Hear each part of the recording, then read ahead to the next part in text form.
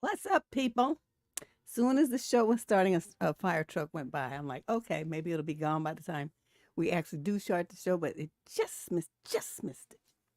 Anyway, I'm glad to be here. Okay, you know what happened yesterday? I told you I fell off that shuttle bus last Thursday. So I finally went to the doctor. And I don't know, when you tell them that something's hurting you, it's like that area becomes a target. Like they want to see how much it hurts. So by the time I left there, I could barely make it to my car. My knee was hurting so bad. And then I don't know. I couldn't take it. So I took a pain pill and that was all she wrote. So there you go. That's what happened. That's what had happened to it. But I'm here today and, most of the swelling went away. So we're going to go ahead and do the show. People sent in their questions. I know they're anxious to get a response since they didn't get it yesterday. We have 25 questions as usual. So these questions are sent in advance. So if you sent in your question, just listen for it unless Candace told you like what the question number is. I understand she does that sometimes. But other than that, these questions have been pre-submitted and they are being read by me for the first time. I read the question. I give an answer off the top of my head. Those of you who wrote in and are listening for your own question and answer, please listen to what I have to say, but also check out what the viewers have to say in the chat if you're over on YouTube. Very often they, have some good insight and they may have experienced what you're talking about, or they know some resources because they live in the area where you do. So let's, yeah, girl, I'm telling you, it's like they were just like, oh, well, does this hurt? Does this hurt? Well, if I twist it like this, does that hurt too? Well, what if I mash here? I'm like, these daughters, they must take a course in how to torture people. That's all I can say. So anyway, let's just go with our questiones. Question number 1 of 25, in case you missed that part.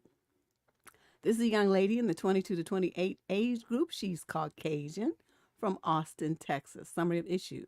My boyfriend and I had a huge fight about his sister using my stuff.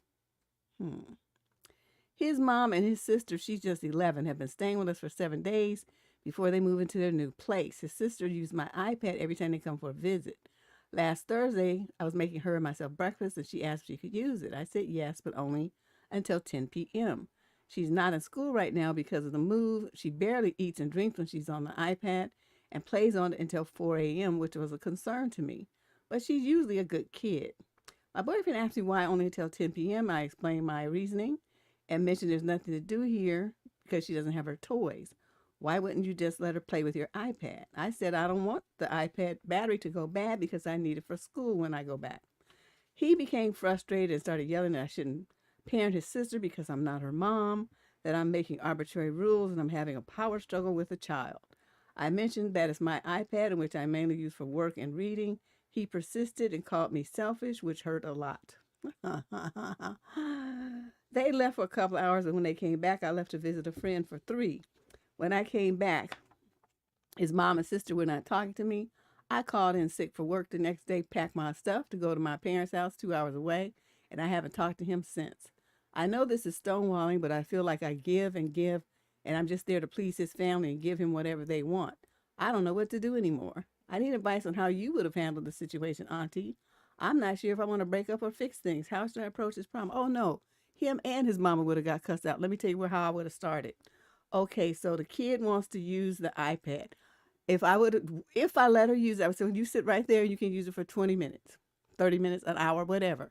Then I'm going to get my iPad back. Secondly, if I knew that this was going to be, you said that she wants to use it every time she comes. When they came, why did you not lock it up? You could have put it somewhere. You should, every person, if you're living with somebody else, should have a safe, because that's where your personal documents that their family and friends can't get to, your items that you don't want anybody to lose, to use, your jewelry that you inherited from your grandmother, even if it's not, solid, like real stones and stuff, it still has a lot of sentimental value. That should go in your safe. Any pills and stuff that's like that, your herbalicious that you don't want little kids to get mixed in with, that should go in your safe. Everybody should have a safe. If you, especially parents, you got kids, you living with some dude, you got roommates, get a safe. Okay, they sell them on Amazon. There's no reason for you not to have one. That's where your iPad should have gone. And then people would be, they would be like, well, can she use it? And say no. And so then he's like, well, she doesn't have her toys. Why wouldn't you let her play with your iPad?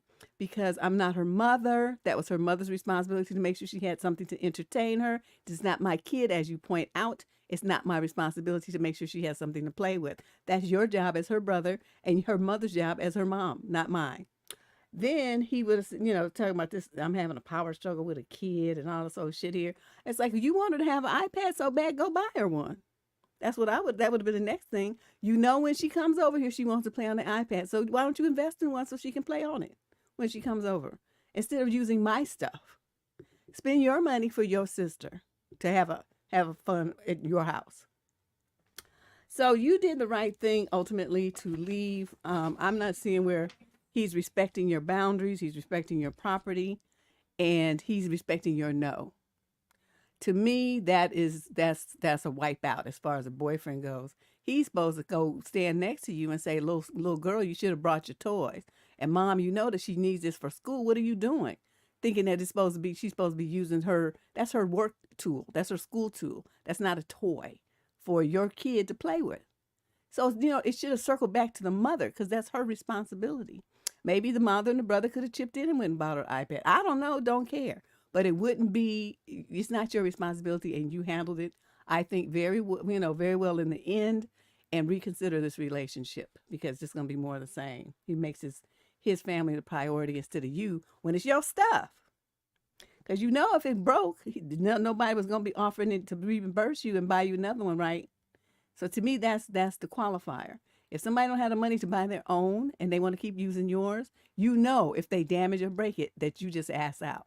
So that's why those kind of people don't get to use my stuff. Now, then on the other hand, if you got the money, then I'm going to question why you didn't just go get your own. My grandfather always said, you borrow one time, that's fine. You borrow it. If you start doing it more than once, it becomes a habit. And then, people start thinking they have squatters' rights and can make demands and stuff like the sister and the brother. Question number 2, this is a female in the 28 to 34 age group from Nashville, Tennessee. So I'm at issue. My boyfriend hates me going to bed in pajamas. Wait a minute. It's okay. Even though right now in the Bay Area, it was almost 90 degrees today out. You see, I'm sweating. It's hot. But this is usually when we get our good weather this time of year, September, October, early November. But in the rest of the world, people are starting to buckle down and prepare for winter. So pajamas is, like a necessity. But let's see what your dumb boyfriend got to say. My boyfriend of almost 2 years hates when I wear actual long pajamas to bed. During summer, I sleep in shorts and a t-shirt, and he doesn't say anything about that. However, when we're approaching winter, I made a comment that I need to go buy some long pajamas since I get very cold. He flipped out. He got angry and kept saying I never looked hot for him. I do agree. I do not know any sexy sleepwear. On date nights, I wear lingerie, but I never sleep in anything but cotton. This was always the norm for me. I understand his point of view, but I don't want to risk getting cold while I'm trying to sleep. He'd be happy if I slept in nightgowns, but I'd rather not give up actual pants so my legs are covered. How do I go about this? Well, you're going to wear pajamas anyway. because the fact, see, this is like he wants you to be physically inconvenienced and not get good rest and possibly get sick, so he can look at what he wants to look at. Do you understand what this man is saying to you? Your comfort, your feelings of warmth and security, and your health are no match for what he wants to look at so he can have a sexy girlfriend while he's sleeping. He's not going to be looking at you anyway. And that's what I would tell him. You're going to be sleep, fool. You're not going to know what I look like. These boyfriends, I'm telling you, they just be trying to exert all kinds of power and influence that they don't have. Even as a husband, you don't have this kind of power and influence to tell somebody else what's comfortable for them. You just roll with it. And if it's not this kind of thing, you don't want to look at a girlfriend who gets cold and wears long pajamas in the fucking winter, then you go and get you a different girlfriend. And you, a different boyfriend, one who respects what your needs. I don't know. See, this, is it me? Is it me? Is it me? Because I was telling you, I would have cussed him out and then left him on the spot. You're not going to tell me what I wear. You out your rabbit ass mind. That's the kind of language that would have come out of my mouth. I don't know who the hell you think you are trying to dictate what somebody wears. Boy, you better get the F out of my face with that. All that kind of stuff. Things along that line is what he would have got from me. But girl, don't risk your health for this. Don't worry about what he wants. Tell him if he wants to wear sexy lingerie to go buy something and put it on, and you'll tell him to twirl and it'll be all cute. So, I don't know. He just drives me crazy. He would make me cuss him out. These guys, these dudes, I just don't get it. And why y'all put up with that shit? I mean, it bothered you enough that you sat down and wrote an advice letter and actually considering what you should do about his request other than cuss him out and tell him you're going to wear the fuck you want to wear and he going to like it. That's all. That was the only answer that you needed to give him. And guess what? He would have got over it. He would have pouted, but nobody would care. You know what I mean? Girl, that's what I'm trying to say. Go to bed in some sweats. You didn't like my pajamas, and now I'm going to double up the weight, and I'm going to be walking around with my own blanket. Yeah, just sitting up there wasting her time considering his wants. You don't have no wants when it comes to what I wear. Question number 3 of 25. We got 25 questions on deck today. This young lady is in the 28 to 34 age group from Charlotte, North Carolina. The young man in question is 22 to 27. Summary of issue. My fiance threw water on me and called me a whale, and I'm 4 months postpartum. Okay.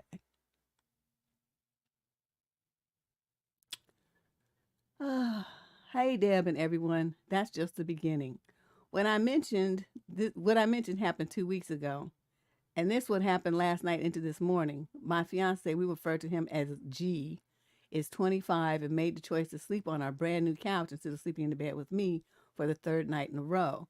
Granted, the couch is very comfortable and new, but this is getting suspicious. So the morning, our baby wakes up around 4:30 a.m., and G comes into the room and asks if everything is okay, and then proceeds to go back to sleep on the couch. That didn't sit right with me. One reason being to solely take care of our kid each and every night. I'm going on a week now without true rest due to us constantly fighting every night and our baby waking up at all different hours of the night. And then the second reason is because he's consciously choosing to leave me to sleep alone as well as take care of our kid by myself. This is not normal behavior from him, but we have been fighting a lot recently. It seems like that's all we do anymore. Now back to this morning. I went into the living room and said, "Well, I'm really glad that we got this couch so you can avoid me." He said, "Shut the F up, B." Oh.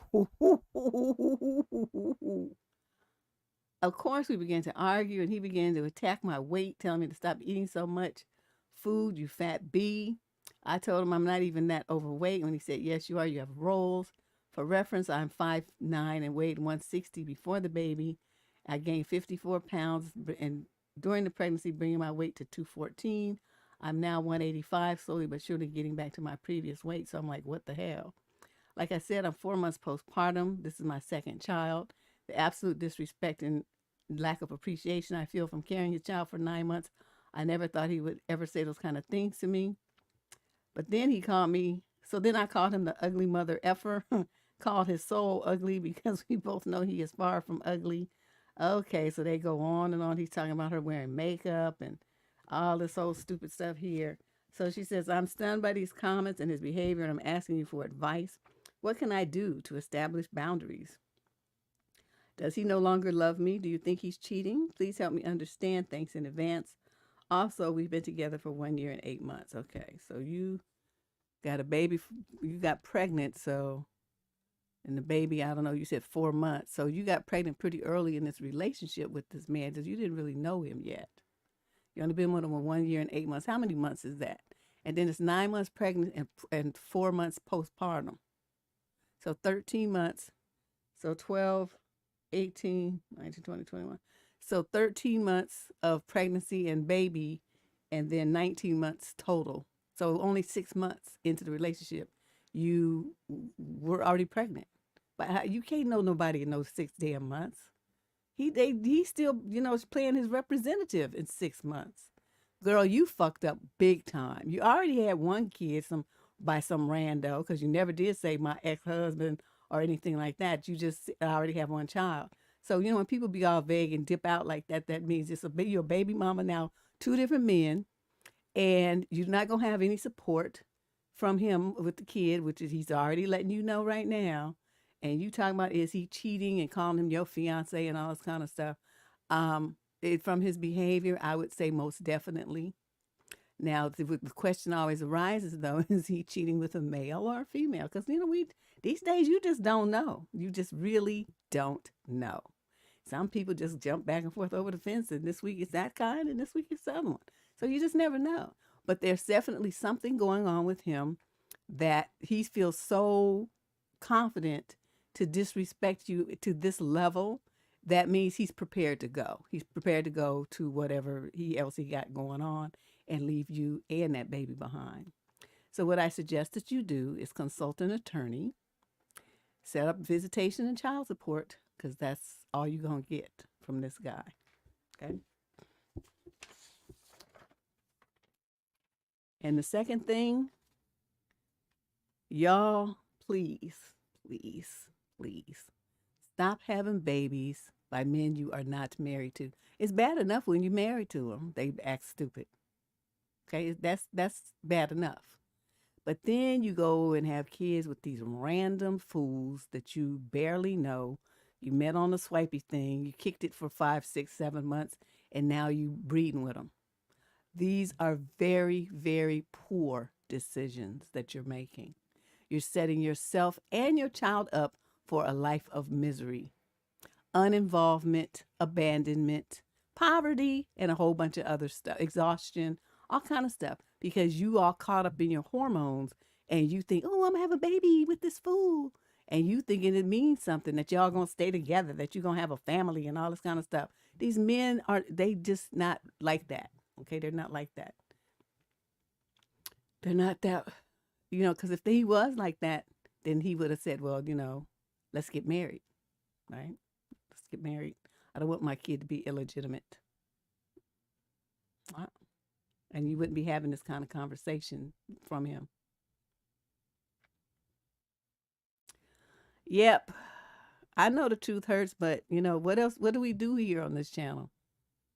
That's why my conscience, I sleep like a baby every night. I'm always, because I know I'm telling people what they need to hear. I'm not telling them what they want to hear. I'm telling them what they need to hear, that most likely their family and friends are too scared to tell them. At least, though, when they have enough sense to write to me, I'm going to get them on the path of, that makes the most sense. Now, you can't undo a baby. I guess you could always put it up for adoption since it's only 4 months old. But, if that was something that you wanted to do, that might not be a bad idea. But, usually by then people be kind of attached to the kid and they want to keep the kid and all this old drama and drag here. But that's another option. Just tell him, it doesn't look like this is going to work out. I want to give the baby up for adoption and see what he says. If he's willing to sign his rights over, you do the same and just move on with your life. Does this sound cold and harsh? Yes. Do I care? No. Because I'm looking at for what, basically what we got right now is 2 fools with a baby. They don't even know each other with a baby. Trying to figure out after the baby, the fact that they don't have anything in common and don't love each other. There's no love and no respect between the two of you. Yet you bring a child into this hot mess. That child has about as much chance of thriving in this ridiculousness as a snowball does to stay frozen in hell. So consider that. You can't go do a termination, retroactively, but you can give it up for adoption. There are plenty of people that want a baby. So it will go to a very nice home real quick. Okay. Whew, my God. Let's move on. Question number 4. This is a female in the 22 to 27 age group from Decatur. Is that how you pronounce that? Illinois? Decatur? I don't know how you say it. The male is 28 to 34. Some have issues. My boyfriend lied to me by withholding information 2 times that he regularly speaks to 2 of his exes. And both times I had to find out on my own. How can I try to trust him again? Why should you? Why should you trust someone who lied to your face twice about the same thing? I'm wondering what it is you think, and he can't even tell you the truth about something that little. And then you think that you should trust him with something big like your heart?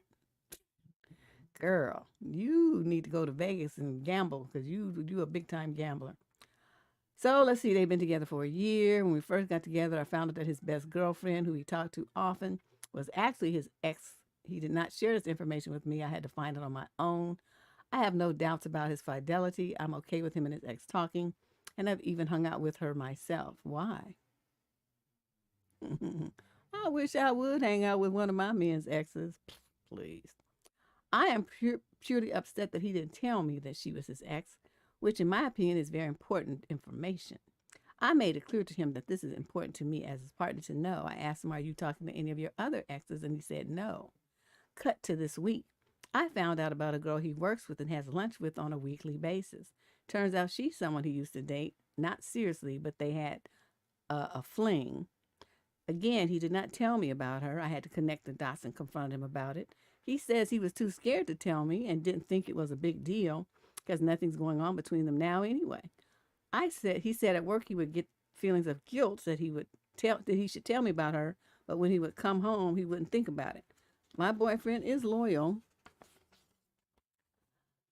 Through all this, and I know he never cheated. But I was very clear with him the first time this happened about my need for him to be honest with me about any communication he has with an ex. He straight up said no. When I asked him about it, he chose to withhold that information from me. I cannot believe I have found myself in this position again. I do not trust him. In every other way, he's an amazing boyfriend. We recently moved in together and love each other very much. Okay, so you move in with somebody that lied to your face twice. Again, very poor decision making and choices here. I'm afraid if we continue the relationship, I'm going to doubt him every step of the way. Absolutely. He has kept something from me twice after I practiced empathy and forgave him so readily the first time. How can we rebuild trust if I decide to stay in the relationship? Hell if I know. Because I'm like, see, lying once, okay, now you set the thing. You set the standard. Don't do this shit again. This is a problem. Then he turns around, he does it again. What does that mean? That means that what you told him that you have to have in a relationship, he said, oh yeah, and then didn't deliver. And yet you want to still call him your boyfriend, and you want to not only call him your boyfriend, you want to move in with him. So now you have to trust him even more with your stuff, with your information, with your secrets, and with your money. A man who already lied to you to your face twice. And would have kept lying because, you found out, but he didn't tell you. He never told you. He just admitted and then tried to play it off, act like it was no big deal. So you know about 2. Don't you think there's more than that? If one of them was his ex, so there was a serious relationship, and the other one was just a fling, and he's still all up in her face and don't want to say nothing to you about it, I wouldn't trust him any further than I could see him. I can't tell you what to do here because you've already made a bunch of choices that I would have never made. But I'm telling you, if you got somebody, you tell them what you need in a relationship, what's going to make you feel safe and secure. That person promises to give it to you, and then they don't. And they just make up an excuse why they didn't do it, and it's supposed to be now it's your fault. He's not going to take any responsibility for lying to you and deceiving you and and hurting you. He's not taking any responsibility for that. You even turn right around and call him an amazing boyfriend, which I don't connect them dots at all. But you choosing a man very differently than I would recommend, because I'm like, if you can't trust him with little stuff, how do you think you can trust him with your heart, your body, your health? Because that's what that's all about. Don't you think if he's hiding relationships with exes that he would also hide a relationship with someone who wasn't an ex? You don't see that is a pattern with him. So like I said, you have to make this decision. I'm just sharing you information from my perspective. I don't think what you did is a smart decision. I don't think that this is the man for you. And I think that when you set a boundary with a man and you lay out what your expectations are for the relationship to continue, and then he violates those boundaries and expectations, and you stay in the relationship, you have just taught him that you don't mean what you say, and that he can do whatever the hell he wants to, and you're not going anywhere. That's what you just taught him. Move on. Question number 5. This is a male in the 35 to 44 age group, Caucasian guy from Vancouver, British Columbia, Canada. And the young lady in question is 20 to 34. Summary of issue. My girlfriend of around 6 months has $40,000 to $50,000 in credit card debt, which she didn't mention prior to us moving in together. How do you get $50,000 in credit card debt? I have less than 2, and I look at that bill all the time like, oh, God damn it. I can't stand it. I'd be paying $500 and $600 and $800 to get that balance down. I just can't stand it. Okay, well, let's see what she did. When we started dating, I thought both of us were being really upfront about any potential red flags in ourselves, myself included. On my end, I was upfront about my divorce around 10 years ago, working part-time for a chain of gentlemen's clubs for a couple of years during that time, and the associated partying I was doing back then. Well, that comes with the territory when you have that kind of job. Also, I clarified that I had no remaining financial obligations to my ex-wife and no children or other surprises, etc. To her credit, she discussed her ongoing therapy and some family/mental health issues that she was working on, so I thought I knew everything. From the beginning, our relationship discussions and desires all focused on something serious with family and house as the priority. We moved in together a couple of months ago and everything seemed good until a couple of more detailed conversations about money where she suddenly became less willing to share information. We both have solid careers earning 6 figures, so her reticence to talk about these details felt odd.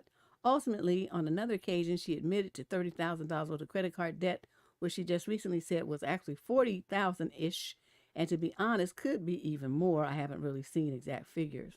She's doing some negotiation process on these debts, which is taking her credit short term and probably pushes the timeline to afford a house many years out. It throws my timelines off. My question is, should this be a deal breaker? Do you think this is unfair and manipulative? Your advice is very welcome. I'm going to say this, sir. This is a mere girlfriend, okay? She ain't your wife. So her debts don't have shit to do with you. I mean, I'm trying to figure out why you so worked up about this. You're not married. You're not engaged. There's no wedding imminent. There's no blending of finances imminent.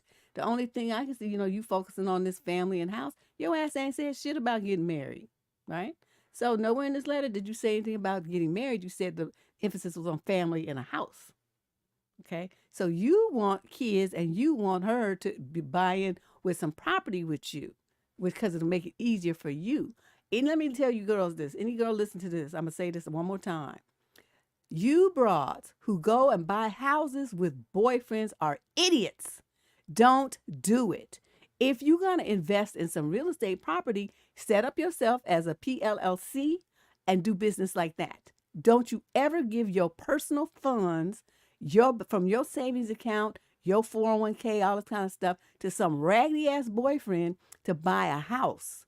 You don't do that. If you have money to do that, to put a down payment and make a mortgage, then buy your own damn house. Even if you start with a 1-bedroom condo. It should be yours and yours alone. You can bring it into, if you get married, you can bring it into the marriage as your separate property. And then when the marriage ends, you can take it right back out because it's yours. Don't you ever do that. So many, I mean, thousands of women get taken every year because they let love make their decisions financially. So then they lose out on $100,000 and have to start all over again because the guy is slicker than they are and set them up. And then your dumb ass is going to give them all your money thinking that, well, it means something. You ain't married. So under the law, you don't have any protections unless you set yourself up, like I said, beforehand with an attorney and all the proper documentation.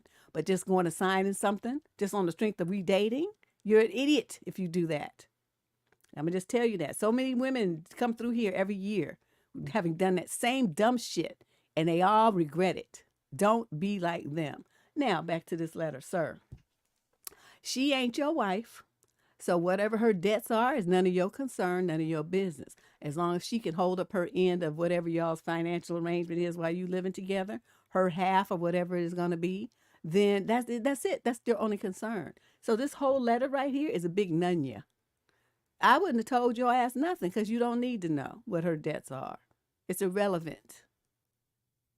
I mean, it was nice you told her that you didn't have it, but she didn't ask you that. You volunteered that information. Shouldn't have told her. There's certain things that you just don't need to tell people that you're not married to. Once you're married, of course, then your finances become under the law. You know, I mean, you can still separate them, but generally speaking, it's considered, community property. And so then you would need to have that conversation. But you're single right now. There's nothing about what she's got going on that impacts your income, your bank account, your tax debts, your credit. Nothing that you mentioned here has anything to do with you personally. So you need to go and mind your business. That's what you need to do. And stop writing people about somebody else's finances. Ooh, Lord have mercy. Yeah, I mean, I'm not buying a plant with a motherfucker. I'm just not doing nothing. I have one plant. No, wait, let me see. I have 1, 2, 3. I forgot. Somebody gave me some plants that's supposed to help purify air in your house or something. But you know what? I only have to water them like once every month or something like that. They will live at my house. But them plants that need water and they got to spritz them and all this old stuff here, them things die in my house because I can't be bothered with all of that. I'm not taking care of anything. My daughter moved out. I'm done. I don't want a pet. I don't want a goldfish. I don't want a plant that needs special care. I don't want a garden. I don't want shit. I don't want nothing that I have to take care of. So there you go. Just me. That's it. Nobody. I'm not living with nobody. I'm not babysitting nobody. I don't care. You need a babysitter? I don't know what to tell you. It's not going to be me. I did a couple of times. Then I woke up and I was like, I must have been delirious. And I'm like, well, I'm not doing this. That's where I am with it. Question number 6. This is a female in the 22 to 27 age group from Rockville, Maryland. Summary of issue. I need to know what went wrong. So I've been dating recently and I started talking to this dude. We hit it off extremely well. He was more into me than I was in the beginning. So after several encounters and texting nonstop, he asked that I spend the night with him. Oh, really? I agreed and told him way before I even left my house that we were not going to hook up, and he was fine with that. So I get there, we have a nice time, we watch movies, cuddled, no hooking up. And then he fell asleep. Around 2 a.m., I'm not sleepy at all. I honestly wanted to go home because I was just uncomfortable. But I had no way of getting home. I'm an hour and a half away from my house. So you didn't drive there? How did you get there? Okay. Then at that moment, my best guy friend, we've been best friends for 14 years, texted me saying that he just got off work. I text my best friends all the time. And I asked him if he could come pick me up. He said, sure, I'll be there in 40 minutes. As my best friend is getting closer, I start getting ready to head out. Then the guy wakes up and says, what's wrong? Where are you going? I said, I'm going home. And he says, what do you mean you're going home? How are you getting home?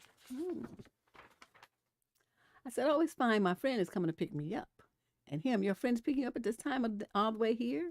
Me, yeah, it's no big deal. We do stuff like this for each other all the time. So then my friend arrives and he takes me home. All is good, at least I thought. But ever since that day, the guy started acting super weird. When I apologized to him for leaving, he responded by saying, nah, you just don't F with me. You just want to be with your friend. I said, oh, no, stop that. Probably S-H-I-T, but it's asterisk here. because I had a great time with you. And then he said, okay. So later that weekend, we were supposed to hang out, and I texted and asked if we were still on for the movies. He never answered. And later that night, he posted on social media showing that he was out and about, and I could see a girl was there. I don't know if she was with him or he just took the picture to make it seem like he was with her with the intention of making me look at it. Regardless, he completely ghosted me. Still has never responded and even unfollowed me on social media. Yes, I'm hurt because we were doing so well. So now my question is, what do you think went wrong? This girl's stupid. I've asked my friends and coworkers what they think. They all said that he's clearly immature and definitely felt it some kind of way that I left. And not only that, I left with another guy, even if it was my best friend. To me, at that moment, I saw nothing wrong with it because he's been my best friend for many, many years, but I can understand how it may seem weird to someone looking at it from the outside. So, yeah, I'm hurt because, like I said, we were doing so well. He was super sweet and caring with me, and now he's ghosted me. And my pathetic self even reached out to him and still nothing. Okay. Well, there's some valuable lessons here. Let's begin with how this guy started, all this texting and all this old stuff. And then the guy asks you to spend the night and you say yes. Now, from the way it sounds, most of your exchanges with this guy have been by text, right?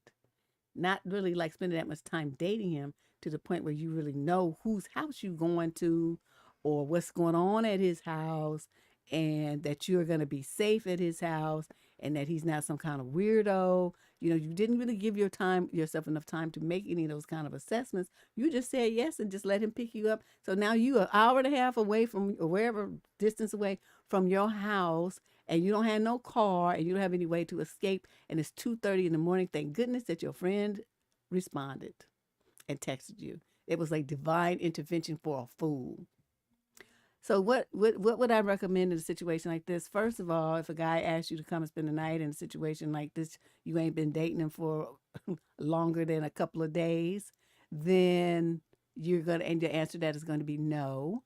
And you know why it's going to be no? Because that's a booty call, right? Even though he passed out and stuff, don't you think that when he woke up in the morning, it was going to be on like Donkey Kong? You didn't think that, or maybe you did, and that's why you wanted to jet up out of there because you wasn't ready and you realized you were stupid. Secondly, if you do go to somebody's house like that, you always get there, you drive yourself. So when it's time to go, you can say, oh, well, time to go, I gotta go. And you get in your car and you drive off, right? You don't let some man abscond you to cities away, an hour away from where you supposed to be, and you don't have no way to get back home. I don't know where they do that at.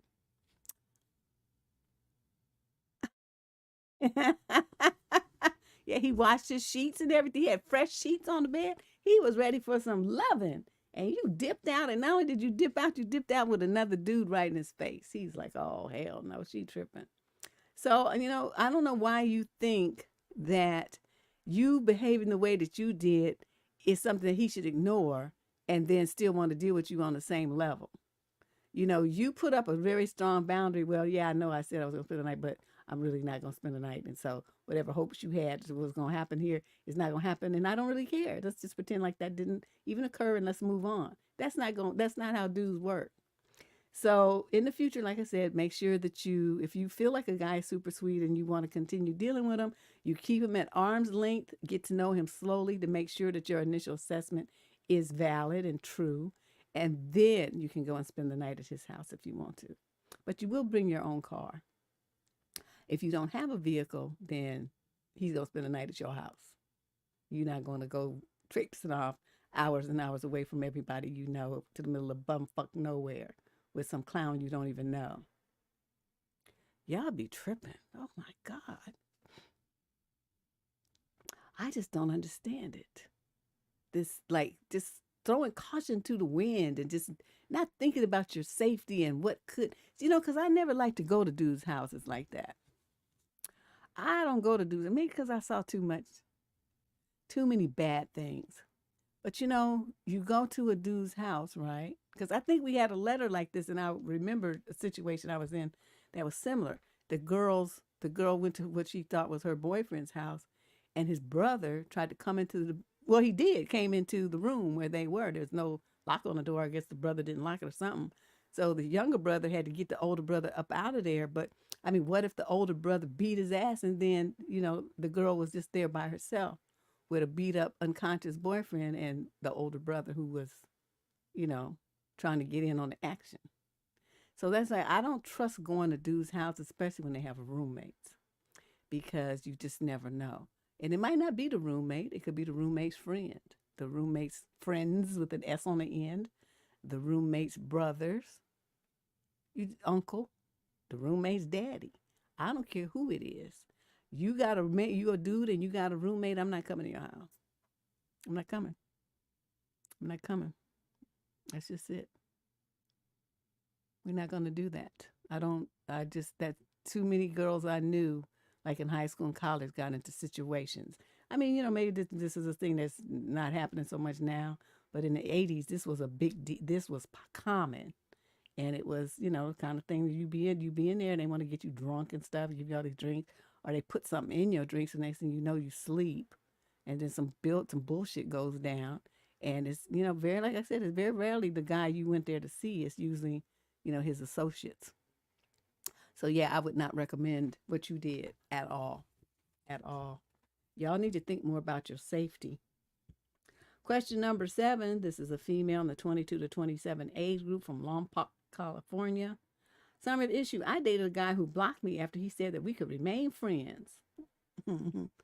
He said that and you believed him? Woo, y'all just so brand new. I was dating a dude, we're both 23, and I was hoping that he would eventually change and be the man I wanted him to be, which was romantic and generous. I want him to take me out at least once a week. Okay, but don't sound like he did any of that. We barely saw each other once a month. It was around maybe once a month, maybe every 2 months. We had opposite schedules, but both said we would make time for each other. Okay, we said it, but then did it happen? The answer to that is no. I brought it up 2 months ago, and then last week I brought it up again. I didn't know it would be our last time talking. I mentioned again about meeting at least once a week and him courting me more. He said that would help me out more with acts of services, but never did. I was tired of waiting for him to change and do what I wanted him to do. I learned I couldn't make him do anything and told him that I did not want to continue dating. He said, okay, no hard feelings. We can still be friends. I said, okay, sure. Then the next day, I noticed he blocked me. This happened on Friday. I am utterly hurt and very sad. We talked every day, and I miss our conversations. I feel very lonely. Do I reach out to him, or do I just let it go? Girl, let what go? You know what you were? An occasional slide-through booty call. That's all you were. I'm surprised at your age group, 23 years old, that you don't recognize that. You're asking for something, and he said, yeah. You know why he said, yeah? So you would keep the door to your bedroom open and fantasy going that, he's going to meet your needs. But the reality staring you in the face is, you said, I want this. Did he give it to you? Not one time. Not one time out of all the stuff that you asked for did he deliver. That alone should have told you that this is nothing for me to put any emotional investment and stock into. This is somebody who found a fool that's going to give it up whenever he decides he wants to tap that versus the other 19 women he's dealing with. And so he rolls through, taps it, and then he rolls back out. And you sit up there talking about, well, I want courting. I want this. And he's like, yeah. She's stupid. She think I'm going to be investing in her. She dumb. And what you ladies don't understand is, you think that, I'm all for a woman getting her swerve on. Don't get me wrong. But let me preface this with a caveat. When you do that kind of activity, you have to you keep your emotions to yourself. You don't have any expectations of him investing in you, courting you, giving you acts of service. Y'all get together, you do what you want there to do. You get up, you say that was great. Sometimes you might have a little snack or something, order in some DoorDash or whatever. Watch a movie or something. It might, you might do something like that, but that's the extent of the relationship. There are no expectations on either side of fidelity, dating, courting, nothing. There's nothing. So if you're going to be trying to be that kind of baller chick, then you don't have these kind of conversations with dudes. You see them when you see them.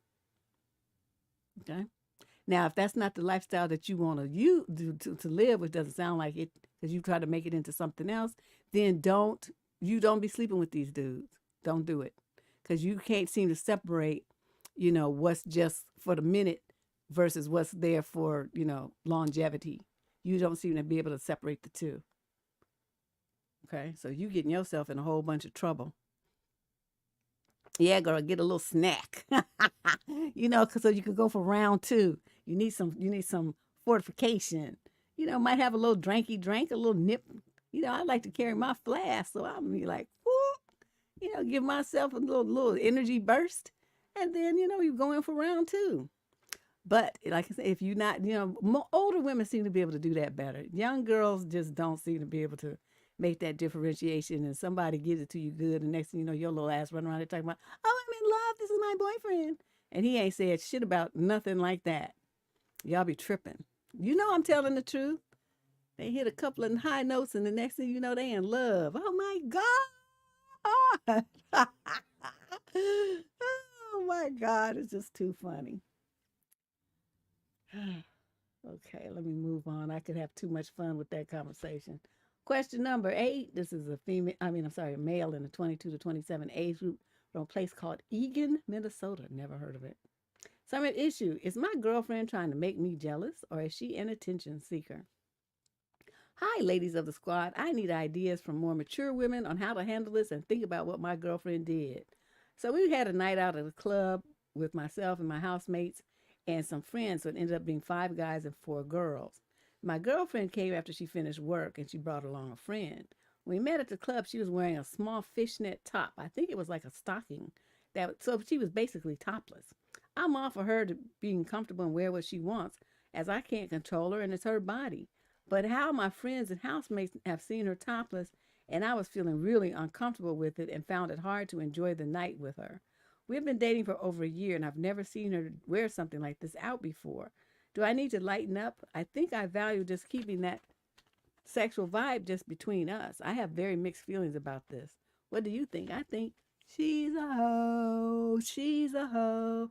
I said that she's a hoe. Let me tell you something, young man.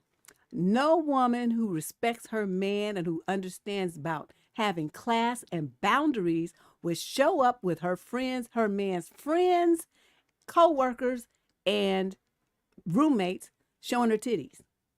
I'm just going to be blunt. That's not what we do. Okay? There's boundaries here. And showing all of that, unless you work in a, strip club or something, is inappropriate. She's sending a very clear message. Now, you might, you sound reasonable. I don't think that you asking your girlfriend to not show her nips to your buddies and her whole chest like that is an unreasonable request. I think it's very respectful, and it puts boundaries where they should be. That's not the way that you dress around your man's friends. Okay? Unless you trying to either A, sell yourself, or B, you just such an attention whore that you just got to disrespect your man and all his friends. So now his friends all feel like, because, dude, you need to let her hear this. Now all your man's friends feel like that he's dating a whore. She's just a hoe. She's an attention seeker, and that they can hit it up because you just put yourself all on display like this is for sale to the highest bidder.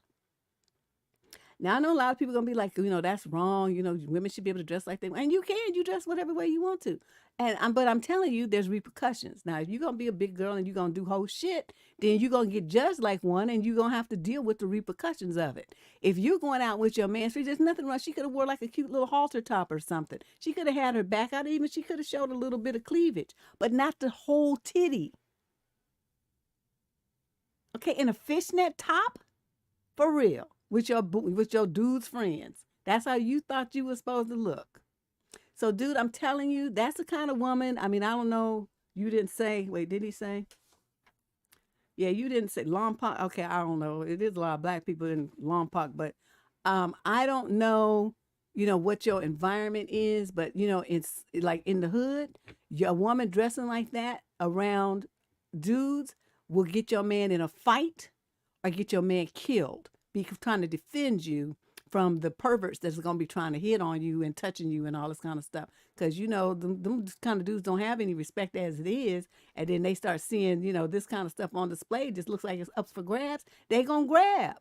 So this is the kind of thing, as a woman, you have to think about this kind of stuff. Like I said, I don't know your environment, but where I grew up, you don't do that kind of stuff unless you either selling the ass or you trying to put the ass on display because you just going to the highest bidder.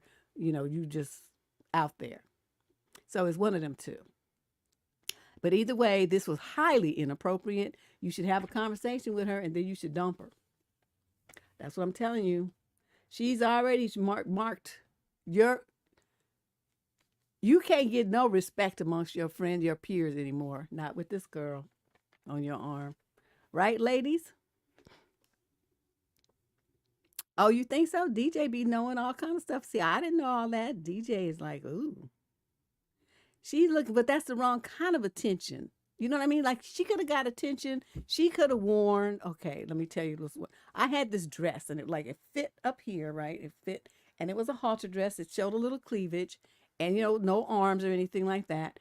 And it fit all through the bodice and at the waist. And then it had like a little flippy, you know, so you could flip around like that. And then I wore what I used to call city sandals, you know, the high-heeled sandals. So your feet are out and your toes and stuff and out.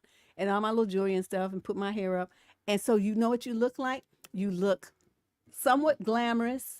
But, you know, I could wear this to a club. And, you know, it wasn't like overly done up or anything. And then ladylike. Pretty, but sexy at the same time. Definitely not in the whole category. But, you know, with the back out showing a little cleavage, you know, that's the sexy look. But it's classy. And then, you know, everybody can, you know, you're not disrespecting your man. He's going to be like all over you because you look good. Right? So there's a way to do this that doesn't compromise your man's dignity or your own.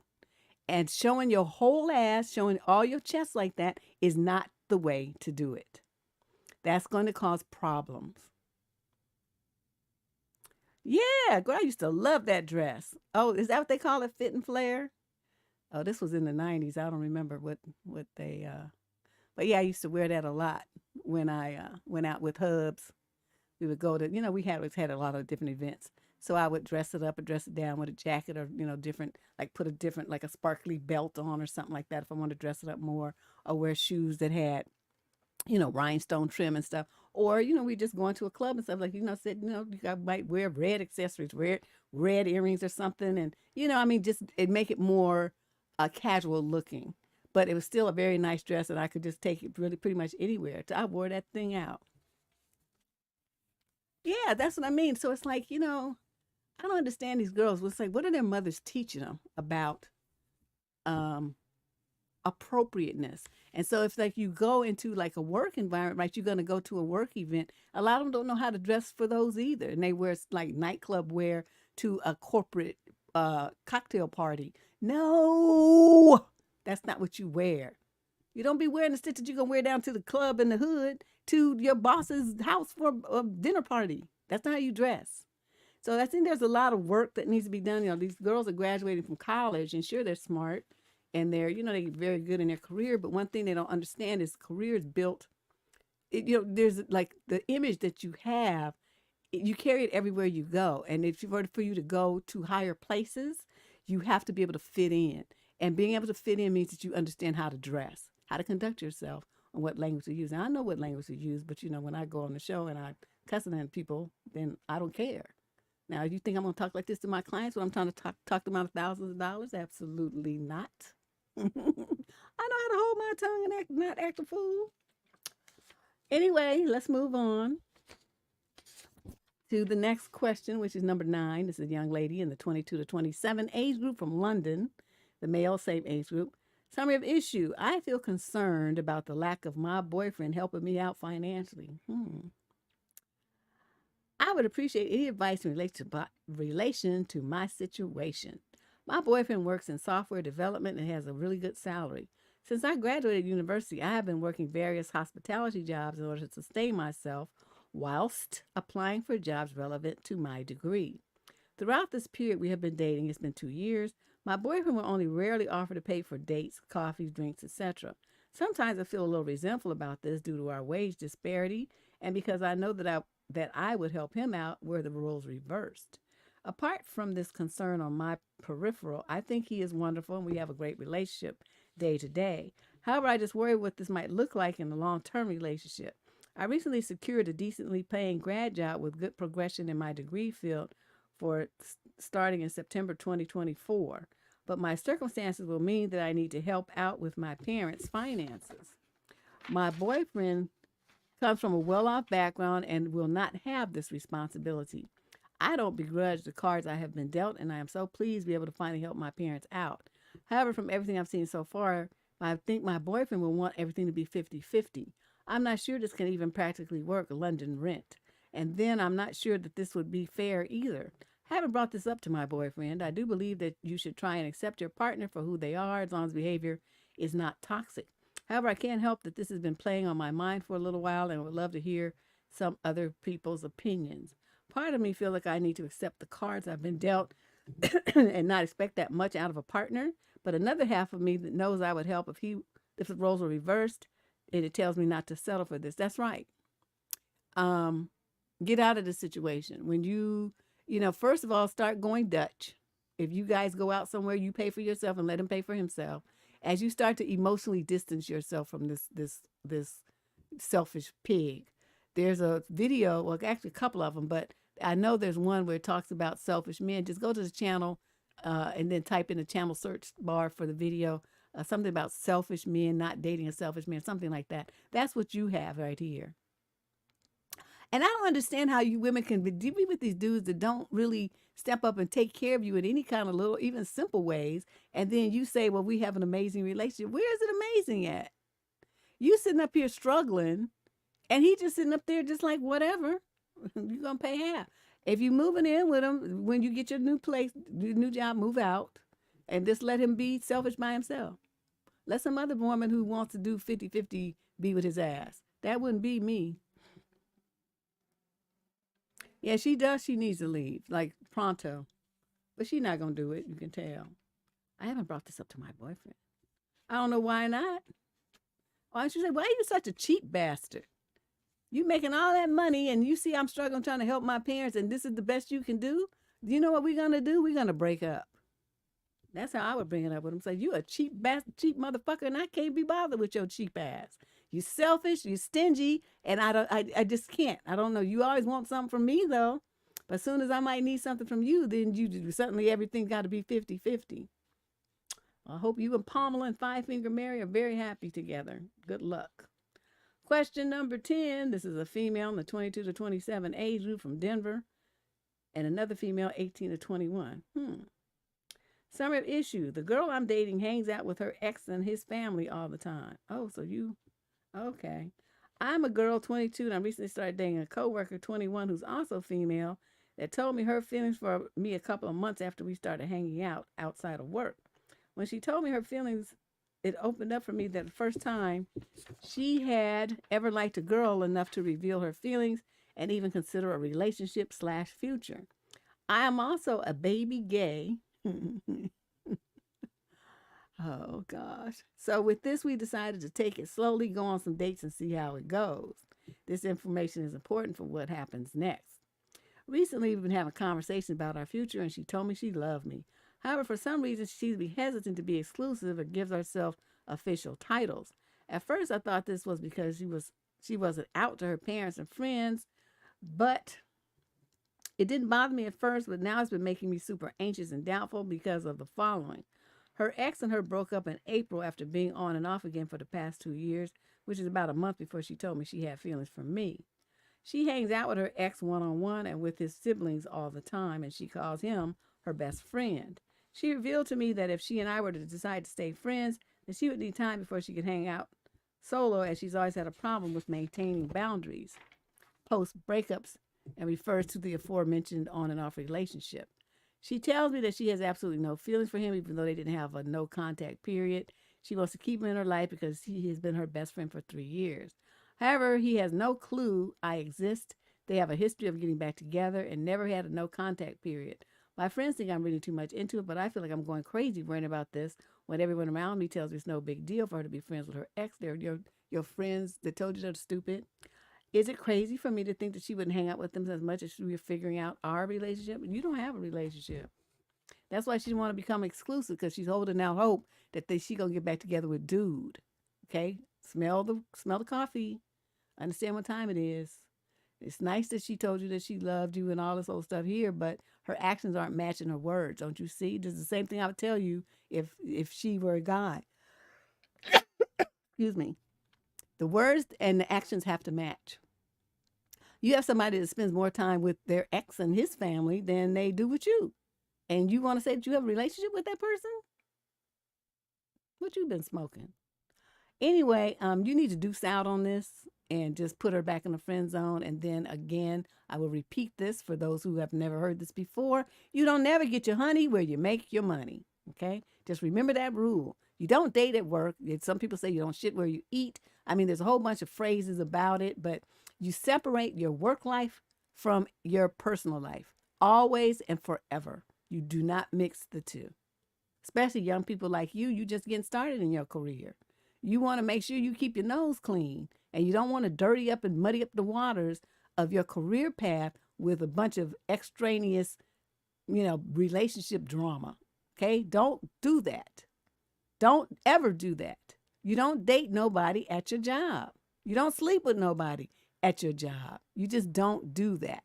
There's certain things you just don't do in life, and that's one of them. Okay? Keep all that shit separate. Them people don't even never even know each other. And it's really, I admit it's hard because, sometimes you meet some people and they're like, ooh. And you're like, wait a minute. Where you been all my life? But then, then I remember I hear my daddy's voice in my head. Never get your honey where you make your money. And I tell you, it's never done me wrong. It's made, sometimes, you do, I wish I would have met him somewhere else. You have those kind of thoughts. But the fact is you didn't. You met him on a job. And so there you go. Let's move on to question number 11. This is a young man in the 28 to 34 age group writing in. He's Latino from El Paso, Texas, and the female is 28 to 34. She's white. Summary of issue. My girlfriend said that she feels like intentionally, emotionally hurting people. Okay.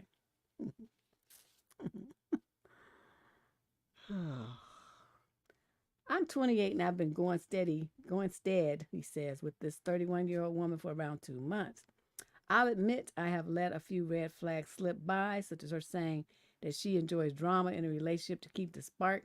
She says she's incredibly jealous. Okay, that was your, oh, honey. And that was your warning shot right there. The other day, she told me that she's a good liar, which I thought, what the fuck? Why would you tell your partner that? Then she said that because her ex-husband cheated on her, she feels like she has to emotionally damage people because it's been done to her. But she said she won't do that to me. And you believed her? Then a few days later, she met a guy friend. I'm just suspicious of her for obvious reasons, so I thought it was odd. Anyway, I expressed my concern and said, can I just flick through your WhatsApp chat with him to put my mind at ease? And she instantly said no in a very defensive way. Do I just get out of the situation? Oh, immediately. Sir, you were supposed to get out of it when she told you, A, that she likes to hurt people, and B, that she's a good liar. And yeah, but she won't do that to you. That's sure she is. Get out now.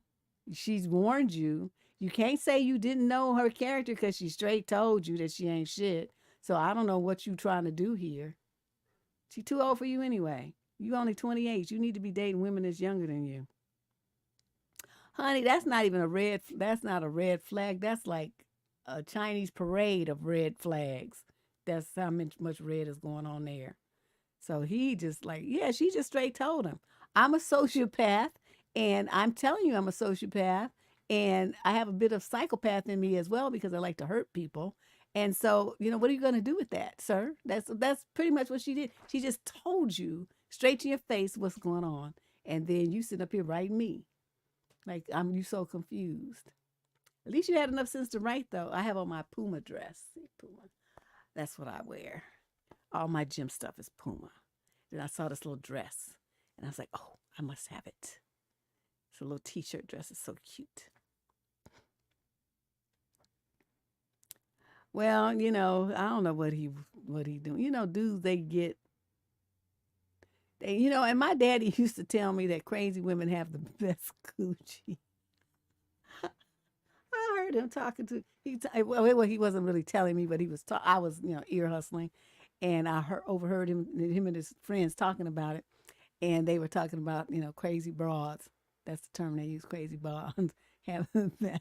And I think because they psycho, and you just never know who gonna show up. So they had like this instant built-in variety in one person. That's the way I interpreted it when I got a little older. Yes, I think it's very cute.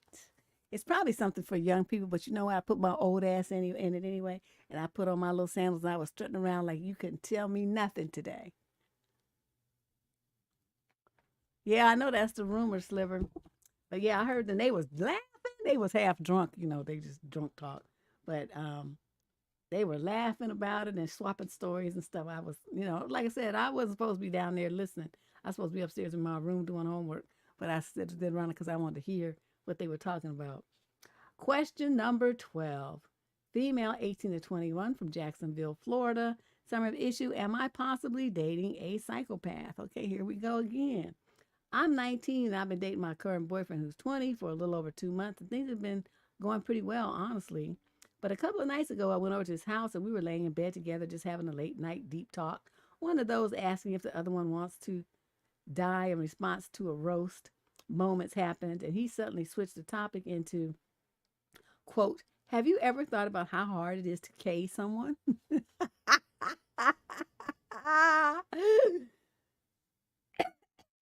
I was caught off guard and asked what he meant, which then it turned into this whole rant about how it would be so hard to get away with it with murder because of technology.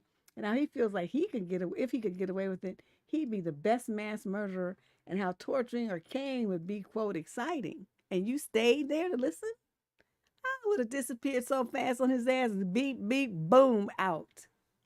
I was beginning a little weirded out by his humor. It was like, who says you wouldn't kill me then? And he was like, I couldn't rub you out. Your friend's phone card would be too much evidence. And in response, I questioned why it wasn't even I don't want to rub you out answer, but I can't rub you out answer. He thought my reaction was funny and followed up with topic with, does this scare you? Do you still like me? And I told him it was most definitely concerning.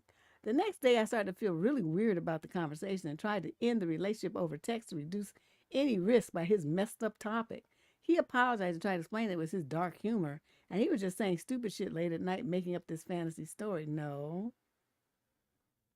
We met up at a public restaurant to talk about it. He looked like he had been really distressed and sad about the breakup aspect and said he didn't want to lose me over a stupid joke he made, and he would quit with the dark humor. All of which seemed very convincing. I felt bad that I was just going to dump him right off the bat, but part of me is like, am I being too impressionable? Does this seem like a genuine, dangerous early red flag before something may cause harm to me? Or is this humor just dark and he's just being stupid? No. Let me tell you something. For him to have that kind of conversation, that means he's given this a lot of thought. Don't you understand? That's not the kind of thing a normal person sits around thinking. And then he's like going into all this detail about it and stuff. He's given this thought. And then to put himself in the category of being a, quote, best mass murderer, because, I don't know what he's judging that on, but I don't even care. But the fact that he said that and you just let him talk you back into staying with him, you're a stupid girl. You better get away from this clown. Yeah, that's a deuce out. Just read. Go back and listen to what I read. Okay, what you wrote. I'm sure you probably left some stuff out. But just listen to the way he was all into it and talk about it was exciting and stuff like that. That's not normal. That is a person who's like Ted Bundy crazy. Edward Kemper level. What's the dude that had the bodies in his refrigerator was that dude. It's that kind of, it's that level. Okay. And I'm sure they had girlfriends or boyfriends or whatever at some point in their life too. But they're that much of a whack job.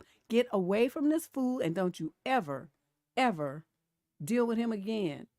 Tell him that, you was nice. You guys had a conversation, but you just don't feel like, comfortable with him anymore after that conversation and seeing his thought processes. And that's not the kind of relationship that you want. You want something, that body that you could be comfortable around, and you can't be comfortable around him thinking about being a mass murderer.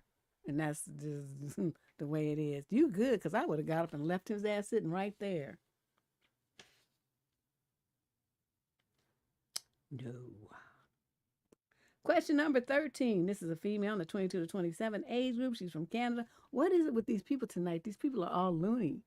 These people are crazy. Candace. let's have some normal letters next week. Summary of issue. Okay, they're both in the 22 to 27 age group from Canada. My first date with a guy weirded me out. He asked me 3 times for a selfie and insisted that I let him bring me home. Am I right to be weirded out? Absolutely. I went on a first date with a match from one of your swipey things.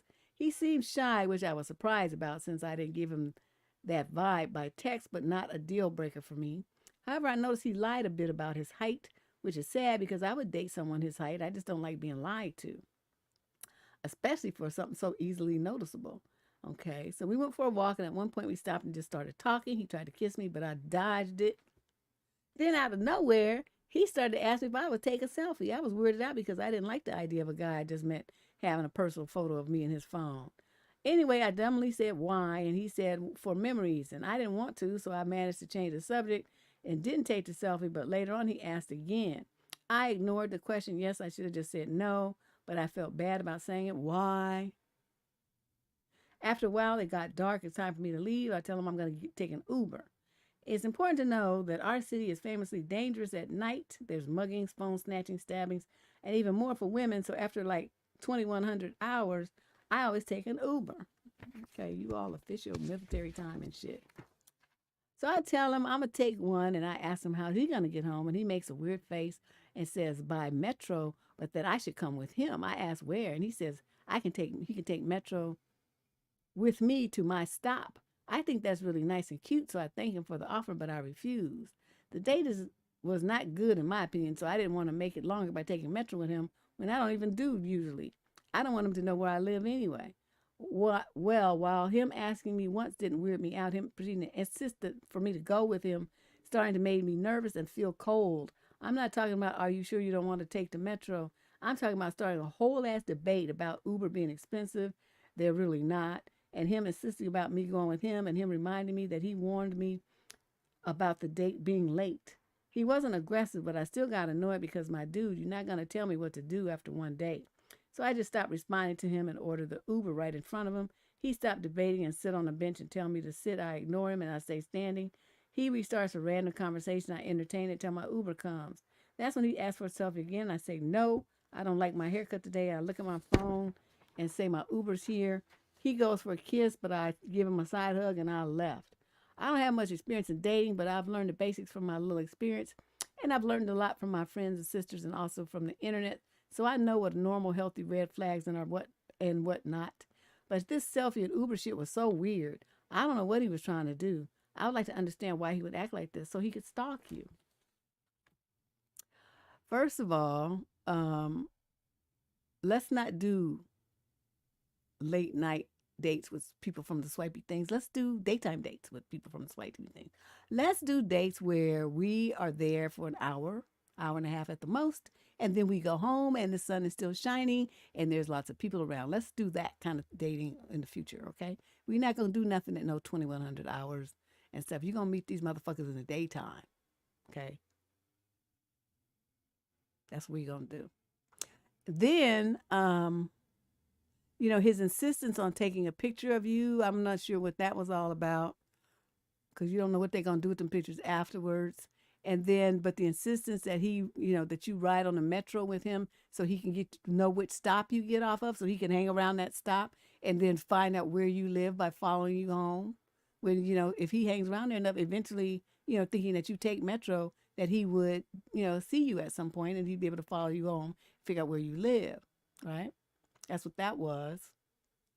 So his whole manipulative argument to try to get you to not take an Uber, but instead to do what he wanted you to do. Then he tells you to sit down. He tells you all these commands. I applaud you for not doing what he said. This is a thing that a lot of young ladies don't understand, is a test for dudes to see how much control you're going to give them. It might start with something innocuous like that, but sometimes they start to correct, like I told you guys about your appearance. Well, why would you wear that? You should wear this. You should cut your hair like that. You should not wear that kind of, I don't like makeup, or, what, you should get a boob job. I mean, whatever it is, they start trying to put these demands on you to see if you're going to acquiesce and give in to them, instead of cuss them out and tell them, get out of your face, and hell no, and you ain't my daddy, and things along those lines. They're looking to see if you are that kind of woman that's going to let them tell you what to do, and you're going to do it. So you at least caught on, and you didn't even sit down. You got your Uber right in his face to let him know, you don't control me. You ain't about to control me. Nothing about you is good enough to control me. So deuces. Good job. Okay. But to change this timing thing here, I'm really not a fan of these swipey things anyway. I know you know that because you know my terminology. You use it in your letter. I'm not a fan, but I mean, it seems to be such a common thing that that's what people doing these days. Like the only way that people are meeting each other. Question number 14. We got 25 questions. We're about halfway through here. This is a young man in the 22 to 27 age group. He's African American, an Aquarius from Indianapolis, Indiana. Summary of issue. I found out that my current girlfriend was seeing/sleeping with other dudes during our situationship period. Okay. I'm about to hurt your feelings, so get ready. I was seeing this girl unofficially for about 6 months, and found a few weeks later, after asking her out, that she was banging other dudes for 2 months. Early on, I did ask her twice if she was sleeping with someone, and she said no. When I asked her why she lied back then, she said that she didn't want to lose what we had and didn't know where this was going. Seems like she was into him, as he was a better physique and was too good in bed, and she did tell her friends in the chat that she would like to date him very early on. But here, recent chats a month before I asked her out to make it official makes it seem like she's now super into me and that she sees who I really am. She's eager to make me meet her parents and brings up marriage quite often. I'm attempted to break up with her twice because she lied about this, but she's stubborn as fuck and she's not letting me go anywhere. I feel played and angry. I ignored opportunities to screw other girls, and because my eyes were for her and she thought of me as a second option. Logic says to break up with her, but my heart is still attached to her because she made me feel something after a really long time. And to be honest, I lowered my standards for her too. Did you now? This resurfaced a lot of insecurities about me and my self-image, and now I started going to the gym, and when I screw her, I always wonder if I'm any good, and that guy was better. I'm 27 and entering my prime. I've recently landed a very high-paying job. I've been taking therapy and indulging myself in good hobbies such as flying, kite surfing, horseback riding, and investing in my personal style and skincare. I know I can get better than, and now I want to explore and have some fun. Should I get over this feeling or cut her loose and give pure love another chance? You stupid. Let me tell you something. The answer to this question is right here. I found out, during our situationship period, we were unofficial for 6 months. Okay, you know what that means? That you wasn't a couple. That means that you was free to do whatever you want to do, just like her. Now, the fact that you chose not to, that's on you. She chose to, because you wasn't saying nothing. And even though after some months, you decided to make it official, and she's on board because she's into you. But in the early phases, you didn't step up to you didn't make your claim. You just take a claim, you didn't say nothing. So why are you trying to hold that against her now is really beyond my understanding, sir. You didn't want to make it, you was having all these feelings, and you should have made it clear in the beginning. But you want to have your cake and eat it too and stay single and free and think that she's supposed to be just sitting around waiting for your ass to make a decision. Well, she's not that kind of girl, as you found out, and good for her. That's what you men do. You didn't want to sit around and take your fucking time to do everything and have people on hold for 6 and 7, 8 months while you fart around and try to figure out what the fuck you feel. Well, she showed your ass, didn't she? So that's what you get. You brought this on yourself. I have no pity for you at all. If you liked the girl to that point where you only had eyes for her, you should have done this shit as soon as that happened. 2, 3 months in at the most, not 6 months later. So you put her in the wind for all that time. You did that to yourself by not making your intentions clear. But she's not a fucking mind reader. She knows what the hell you want. So she was just covering her bases, which she should because she was single. So, I mean, I don't understand what you got in your feelings for. I think it's just your little short, stabby little ego. You scared of somebody's better, instead of worrying about all of that, what you should be doing is reading some books on human sexuality and getting your dick game up. That's what you should be doing. Instead of writing me whining and shit about some shit that you brought on yourself. You're 27 years old and you might be getting a good job and stuff, but you have no emotional intelligence at all. Start working on that. Okay? Get yourself together, sir. This is ridiculous that you feel all of this and you didn't do nothing about it. And then now you mad because she was not waiting for you to make a decision. She went on with her life, and that's what she's supposed to do as a single woman. And all you women listening and all you dudes listening too, if you like a girl, step your fucking game up and tell her, okay? Get your couple ring, whatever y'all gonna do, make it official. Okay, if you don't do that, and then you find out later that she was dealing with some other dudes, that's your fault. You did that to your damn self by not stepping up. And ladies, you don't put yourself in a cage behind some man that just because you've seen him and he's not making a claim. He's not stating his intentions. He's not telling you what he feels. He's not trying to go nowhere. He's not trying to, set you on a path of just one-on-one kind of situation. He just want to be fancy free and doing whatever he want to do and seeing you and other people too. Even if he's not seeing it, he's just left the option open for himself too. You see where I'm going with this? By not making a claim, sir, you're not committed to her and she's not committed to you. So you don't have no complaint here. You have shit to say. So shut up and grow up. And it's going to be the same thing with somebody else. Don't think just because you change women that the philosophy behind what I'm saying is going to be different. If you want somebody to only be into you, then you need to make a claim early. Tell her what you want, what you're trying to do, what the goal is. Ask her if she's on board. She might say yes, she might say no. She might say she don't want to be in a committed relationship with you yet or at all. But at least you have made stated your case and put it out there. If you wait 6 months and you don't say shit, I'd probably be engaged to somebody else and you'd be like, but I still liked you though. Well, you didn't say shit. What am I supposed to? I'm not psychic. Question number 15. This is a male in the 20 to 34 age group from Fort Worth, Texas. Summary of issue: how should I respond to a woman when she says, quote, I kind of hate men? I've been talking to this 28-year-old woman, I'm 34, on a dating app for a few days now. It's been pretty great, but when we started talking about gender stuff, I tried to share my experience as a man, and she said, I kind of hate men, so I don't really think about it that much. I assume that it in that statement is a male perspective because that's all I was talking about. This comment really upset me because as a man, I've experienced sexism and all, but she didn't really seem like the type. How did your ass experience sexism?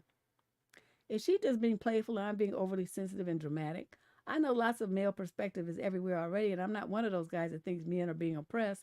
So do I just ignore it? If a man told you I kind of hate women, would you keep talking to him?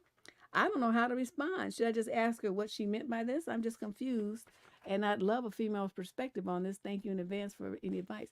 You should ask her because, she might have some stories that would have you hating the motherfuckers just damn self. Because, this is the thing that drives me crazy about you guys.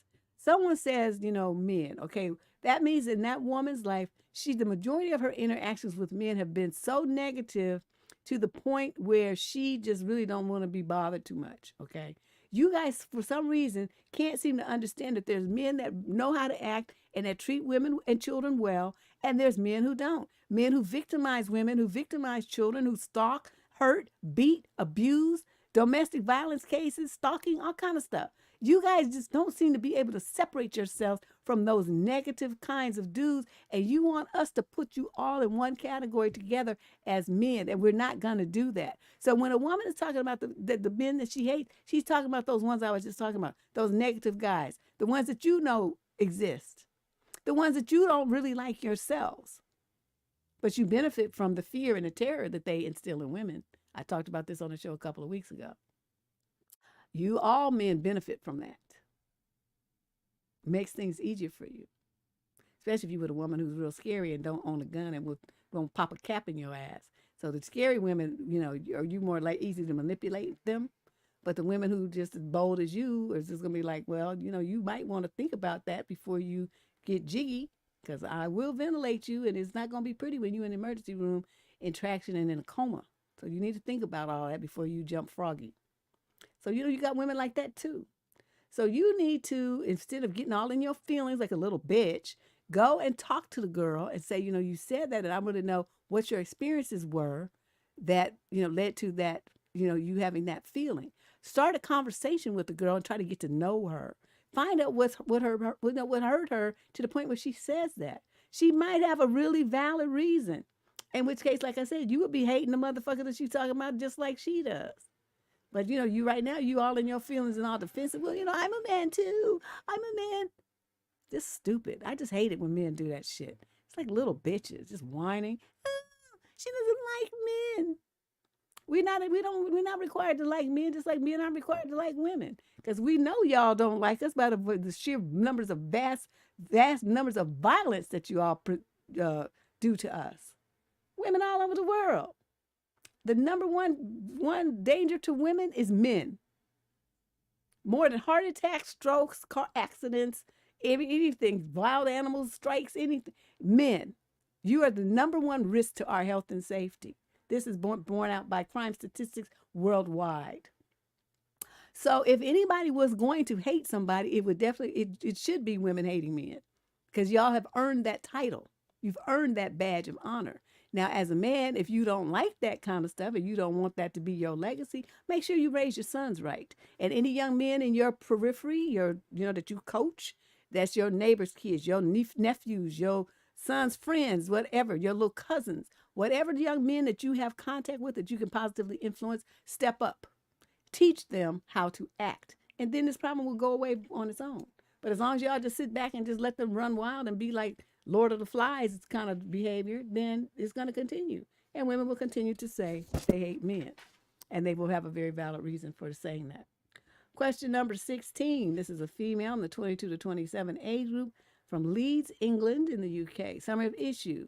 My best friend controls me, and if I don't do things the way that she wants, she gets mad. What do I do? Cuss her bitch ass out. Why is this even a question? I wrote in because I don't know what to do. I'm 22. I've known this person also 22 since my childhood. We were really good friends back in school, but then we drifted apart. But a couple of years ago, she came back and became the most valued person in my life. She's really nice. She treats me like family. Stands up for me. She's willing to give and do anything and everything for me, to the point that she's controlling. I mean, very controlling and dominating. Sounds like she likes you. She decides what is right and what is wrong and how I should do things. If I don't do things the way she wants, she gets mad. For example, if I don't reply to her immediately, she thinks I'm disrespecting her. Last night, she texted me something, and I saw it, but I was very exhausted and drained, so I didn't want to reply at that time. And I thought I'll talk when I can properly reply, but she got mad. I struggle with depression and take antidepressants, and she's very well aware of it. She cheered me up when I used to feel low, but when I tell her that I can't meet because I'm exhausted mentally and physically, she doesn't take it very nicely. I'm an introvert, and I can't meet people often, but she gets mad if I don't meet her every week. She makes me realize how she's always there when I needed her. On my birthday, she gave me a watch, and my pet is very hyper, so while playing with him, I got a few scratches on it.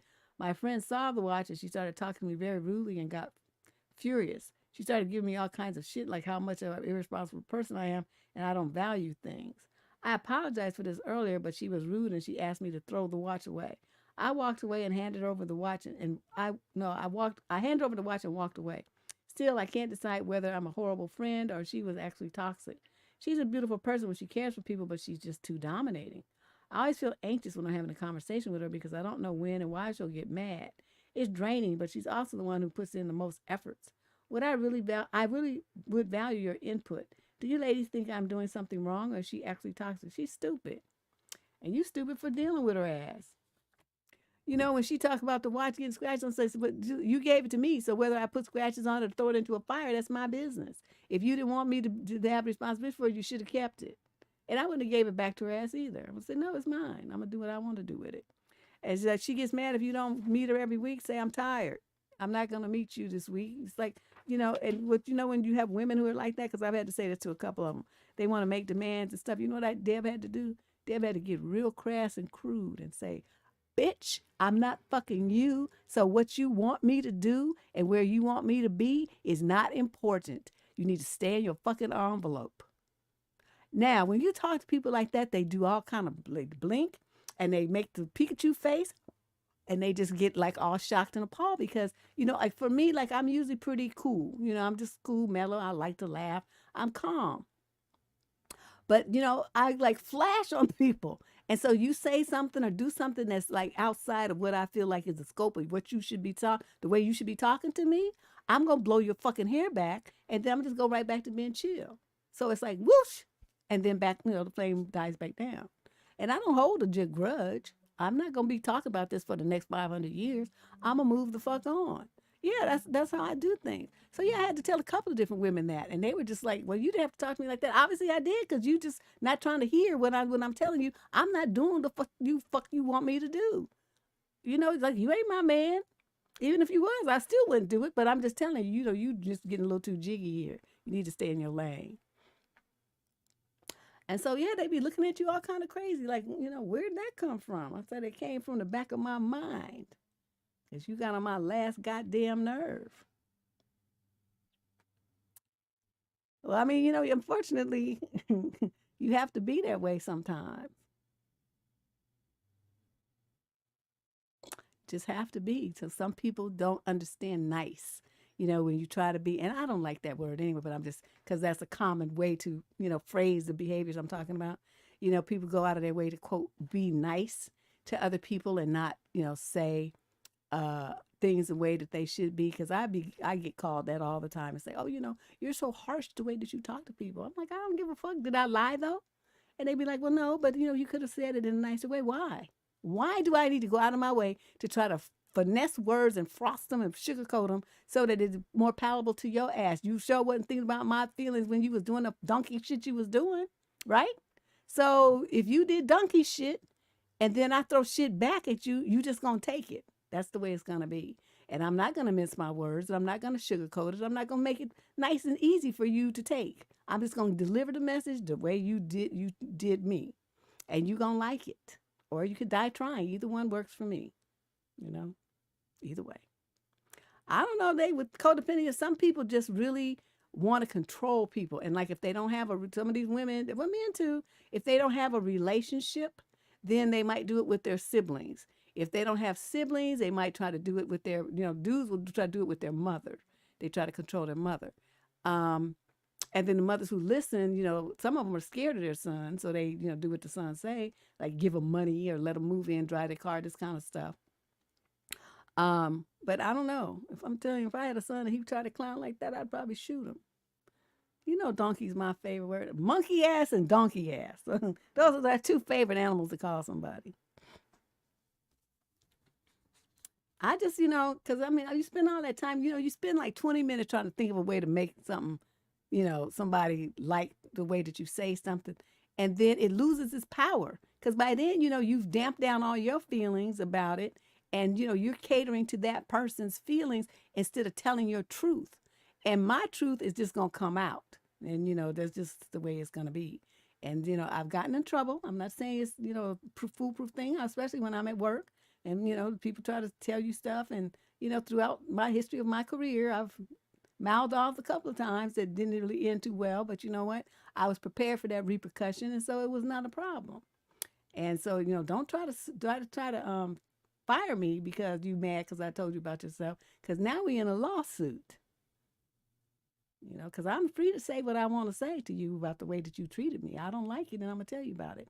And then if I don't like it enough, I'm getting me an attorney. And then I'm going to sue you, and you're going to give me a fat check. That's what you're going to do.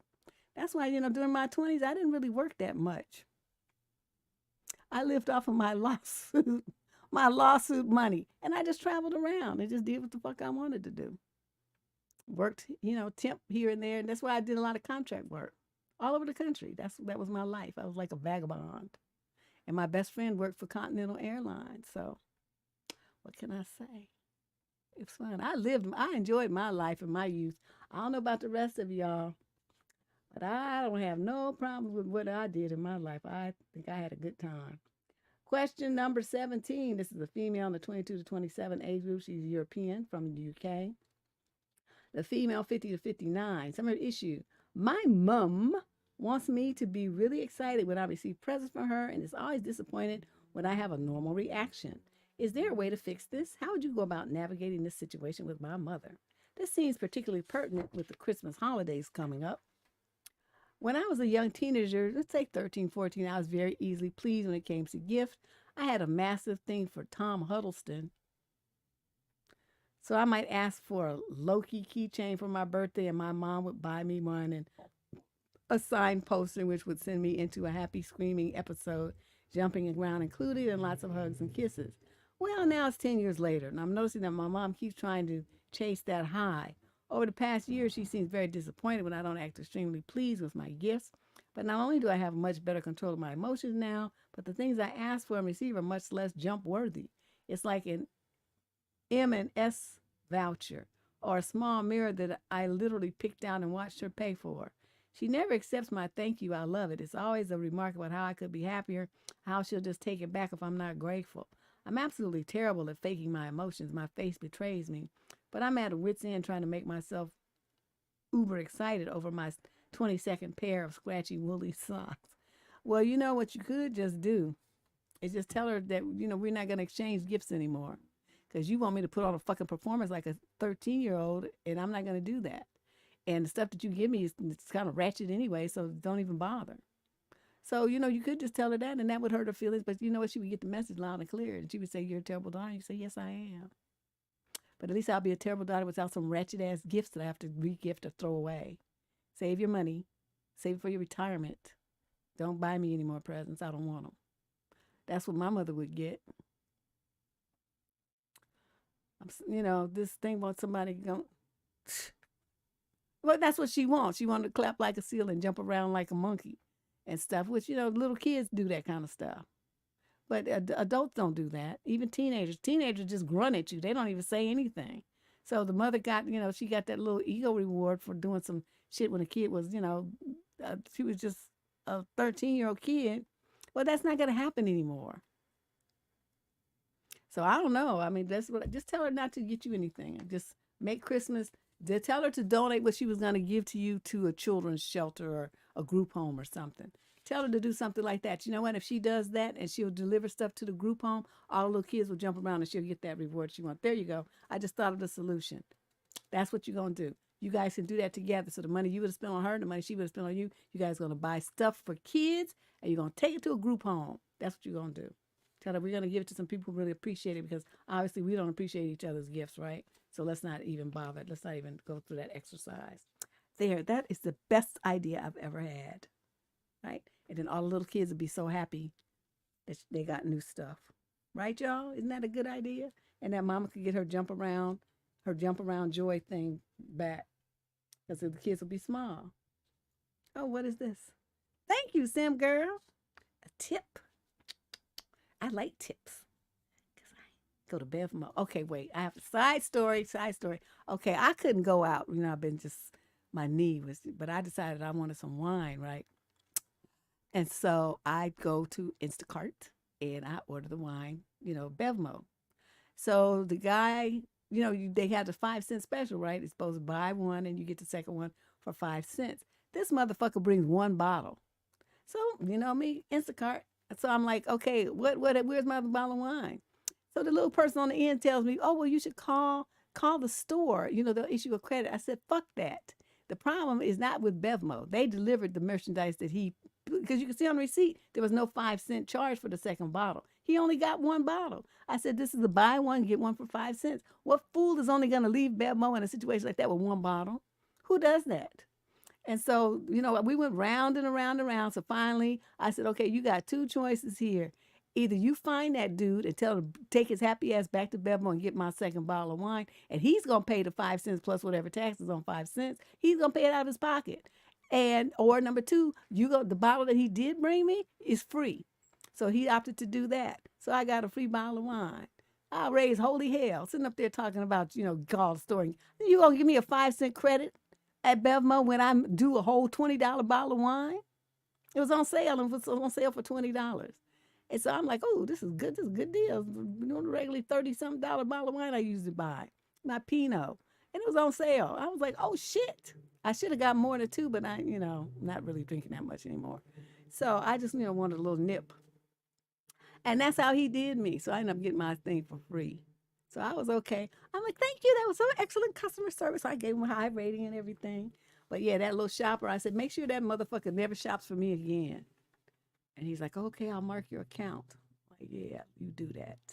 Because the next time I see that chunky motherfucker, I'm likely to cuss him out. What you do with my bottle of wine? It's probably in the backseat of his car. He probably went back and did a trick because, you know, there's some hood shit, right? You pay, and then the 5-cent one, you say, oh shit, I'm supposed to get the 5 cents one. So then you go back right there, it's on a separate receipt because you done already paid for that one, right? So then you put the 5 cents in the tax and stuff on your, you know, something else. And then, so now that's your wine. So you got a $30-something bottle of wine on sale for $20, you got it for 5 cents plus tax. And so that go in your trunk in your personal stash, and the person just gets one bottle of wine and a complaint at Instacart. But what he didn't know was that he fucked with the wrong person. Okay, you don't mess with winos wine. So I couldn't call Instacart fast enough. He was a chunky, a little chunky dude come bouncing up them stairs. I was like, oh no. Yes, I know that little customer service dude was happy to get my ass off his phone. He's like, well, you know, you can get a credit. I said, fuck a credit. And it came out of my mouth before I could even stop myself. I said, fuck a credit. You want me to get 5-cent credit for a $20 bottle of wine? That math is not mathing, sir. You tell that chunky motherfucker to go back to Belmo and get my bottle of wine and bring it to my house. And he's like, oh, I can't reach him. He tried and said, I can't reach him. I said, okay, well, then the next thing you're going to do then is my wine is free. Because, you know, I'm getting one bottle of wine here. I should have two. So I want it free. So he did it. Child. You know, I didn't want to call him a butterball or anything like that because that sounds too cute. He just was misbuilt and need to hit the gym. Question number 18. This is a female in the 18 to 22 age group. She's Asian. It's a Pisces from San Jose, California. Summary of issue. I am sick of being harassed on campus. How do I heal and feel safe enough to pursue my education? I'm currently a freshman. I'm 18 years old at my community college. It's my first semester, and I have been here for about a month and a half. I only go in person twice a week. I have been verbally harassed and followed twice by different men within this time period. I've had to call the campus police both times and be taken in for a report. And since it's a community college, the men are full adult men, not even in their 20s. One of them wasn't even a student here. The first time it happened, I got flashbacks to past trauma and got sent to an on-campus therapy. The therapist sucked. She basically told me to be careful as I am, quote, small Asian girl, and that I was lucky I didn't get SA'd. Wow. The second time it happened yesterday, I simply moved on, trying not to feel anything. I didn't go back to therapy. It hasn't hit me yet. I just want to take my classes and move on. I'm constantly worrying everywhere I go on campus to the point where I just want to take all my classes online next semester. I love my professors. I don't mind the community college experience at all, but I'm so frustrated I cannot enjoy my education. Outside of campus, I feel safe to go out and do my daily tasks. I really want to heal from these events and be able to move on. I already carry pepper spray. Get your little self in a self-defense class. Immediately do that. Get your pepper spray. Get a stun gun. You can get those in California. You can have those too. And, you know, remember that they'll train you on how to use that as well in the self-defense course. And then, I don't know, you might want to get you a big dog if you can have a dog in your apartment. Get you something that's trained. And then you get one of them emotional support things through the state. And you put the little vest on your dog. And then you take the dog with you when you go around campus. And I dare a motherfucker to get you like a Doberman. Those things are so fierce and very protective. Oh my God, they just love their owners, and they will. That dog will die to protect you. German Shepherds too, but they have too much hair. Dobermans are better; they're less hairy. That's my recommendation that you do, because until you finish your self-defense courses, you're gonna be pretty defenseless, and yeah, get that emotional support. Because all the white people have one, and they be bringing dogs in the grocery store and all kind of shit. I was grossed out. They bring them in. They try to bring them in restaurants and stuff. This lady brought the dog in. They had, you know, the food uncovered. You know, they have the little thing there, the little thing where you can select desserts or desserts and all this kind of stuff, right? It's covered with saran wrap and stuff, the fruit and stuff in the ice, second ice. But still, the ice is there and it's open. And so here comes this dog. She bring the dog in there, and the dog start doing that dog shake. Shit start flying. You can see the shit all in the air, landing on all the food. I turned around and walked the fuck out. And they're like, well, your order's ready. I said, cancel it, because I'm not paying for this shit. I'm not paying for anything that's covered in dog hair and dander. I'm just not doing it. This dog does not belong in a restaurant. It just doesn't belong here. And I'm not eating here. I don't do dog fare in my food. Then I left, and they're like, well, you have to pay for fuck you and your food. Your hairy ass food. I'm not paying for shit. I didn't order nothing with dog hair in it, and I'm not paying for it. So there you go. What you gonna do? You gonna make me pay? No, you're not, because I'm leaving. And I walked out. And they was probably like, oh my God, we just don't like serving black people. They just don't know how to act. I'm like, what the fuck ever. Let some crazy bitch in here with a fuzzy ass dog shaking hair every goddamn where. Y'all think that shit is cute. You notice black people don't have pets in their kitchen. I was trying to tell my white friends that. I was over there cooking brunch for them, right? And they have this dog, and, the dog want to come all in the kitchen. I'm putting food on the table. I said, the dog has to leave. This is because they did me a lot of favors, so I was going to cook brunch for them. And they got upset. Well, why? I said, because dogs don't belong around food. But, she'll be under the table and stuff. I'm like, I don't care. It's like, so the son took his food and went outside to eat with the dog. I'm like, whatever. That works for me too. But no dogs not around my food. Y'all want dog hair in your food, you can do that. So they were just sitting there looking. I said, do you guys notice when you look at TV and stuff, do you ever see black people with pets in the kitchen around their food? That's not what we do. We don't do that. We be very particular about our food and sanitation practices. Y'all are different. You let the cat jump on the counter and let your dogs licking every goddamn thing, and you put it back in the bowl, and you sit there and you let dogs lick your mouth and your kids' mouths and all kind of shit. Dogs lick their nuts, okay? And then you let that thing licking your kid's mouth. What's wrong? What the fuck is wrong with you? So I be looking at it. It's just a cultural thing. So, people don't get all in your feelings. This is a cultural thing. I'm merely pointing out the difference. And this is a big deal. This is a different thing. Black people and white people have different attitudes when it comes to pets around food. And this is a fact. We just don't do that. So, yeah. So, anyway, let's move on. Question 20. This is a young lady in the 28 to 34 age group. She's mixed race from Washington, D.C. The male in question is 40 to 56, and he's African American. Summary of issue. My male coworker in his 50s is making me uncomfortable at work. Should I ask him directly to stop via text or a work channel like Slack and Teams? Oh, God, you and these pathetic little passive girls.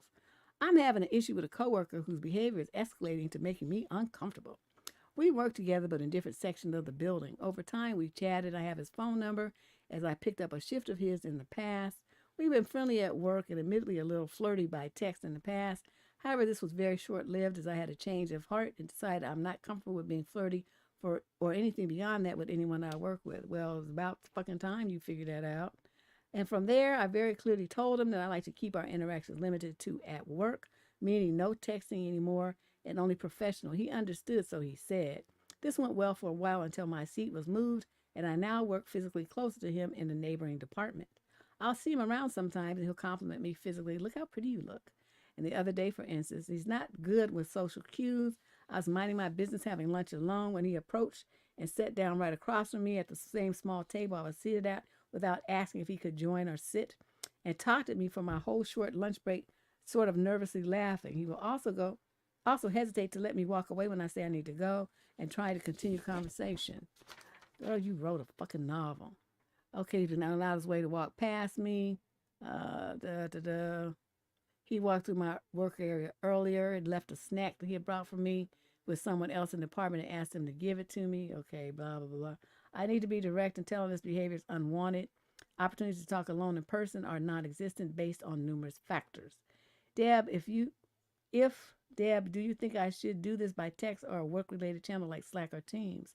I'm well aware of playing a part initially engaging in flirting, but I cut it off and clearly expressed my wish for professionalism only, which is now being challenged. Thank you in advance for your input. Okay, let me go back to this. I skipped a lot of what you wrote because you wrote a bunch of shit that don't have nothing to do with nothing. Okay, he's in his 50s. All right.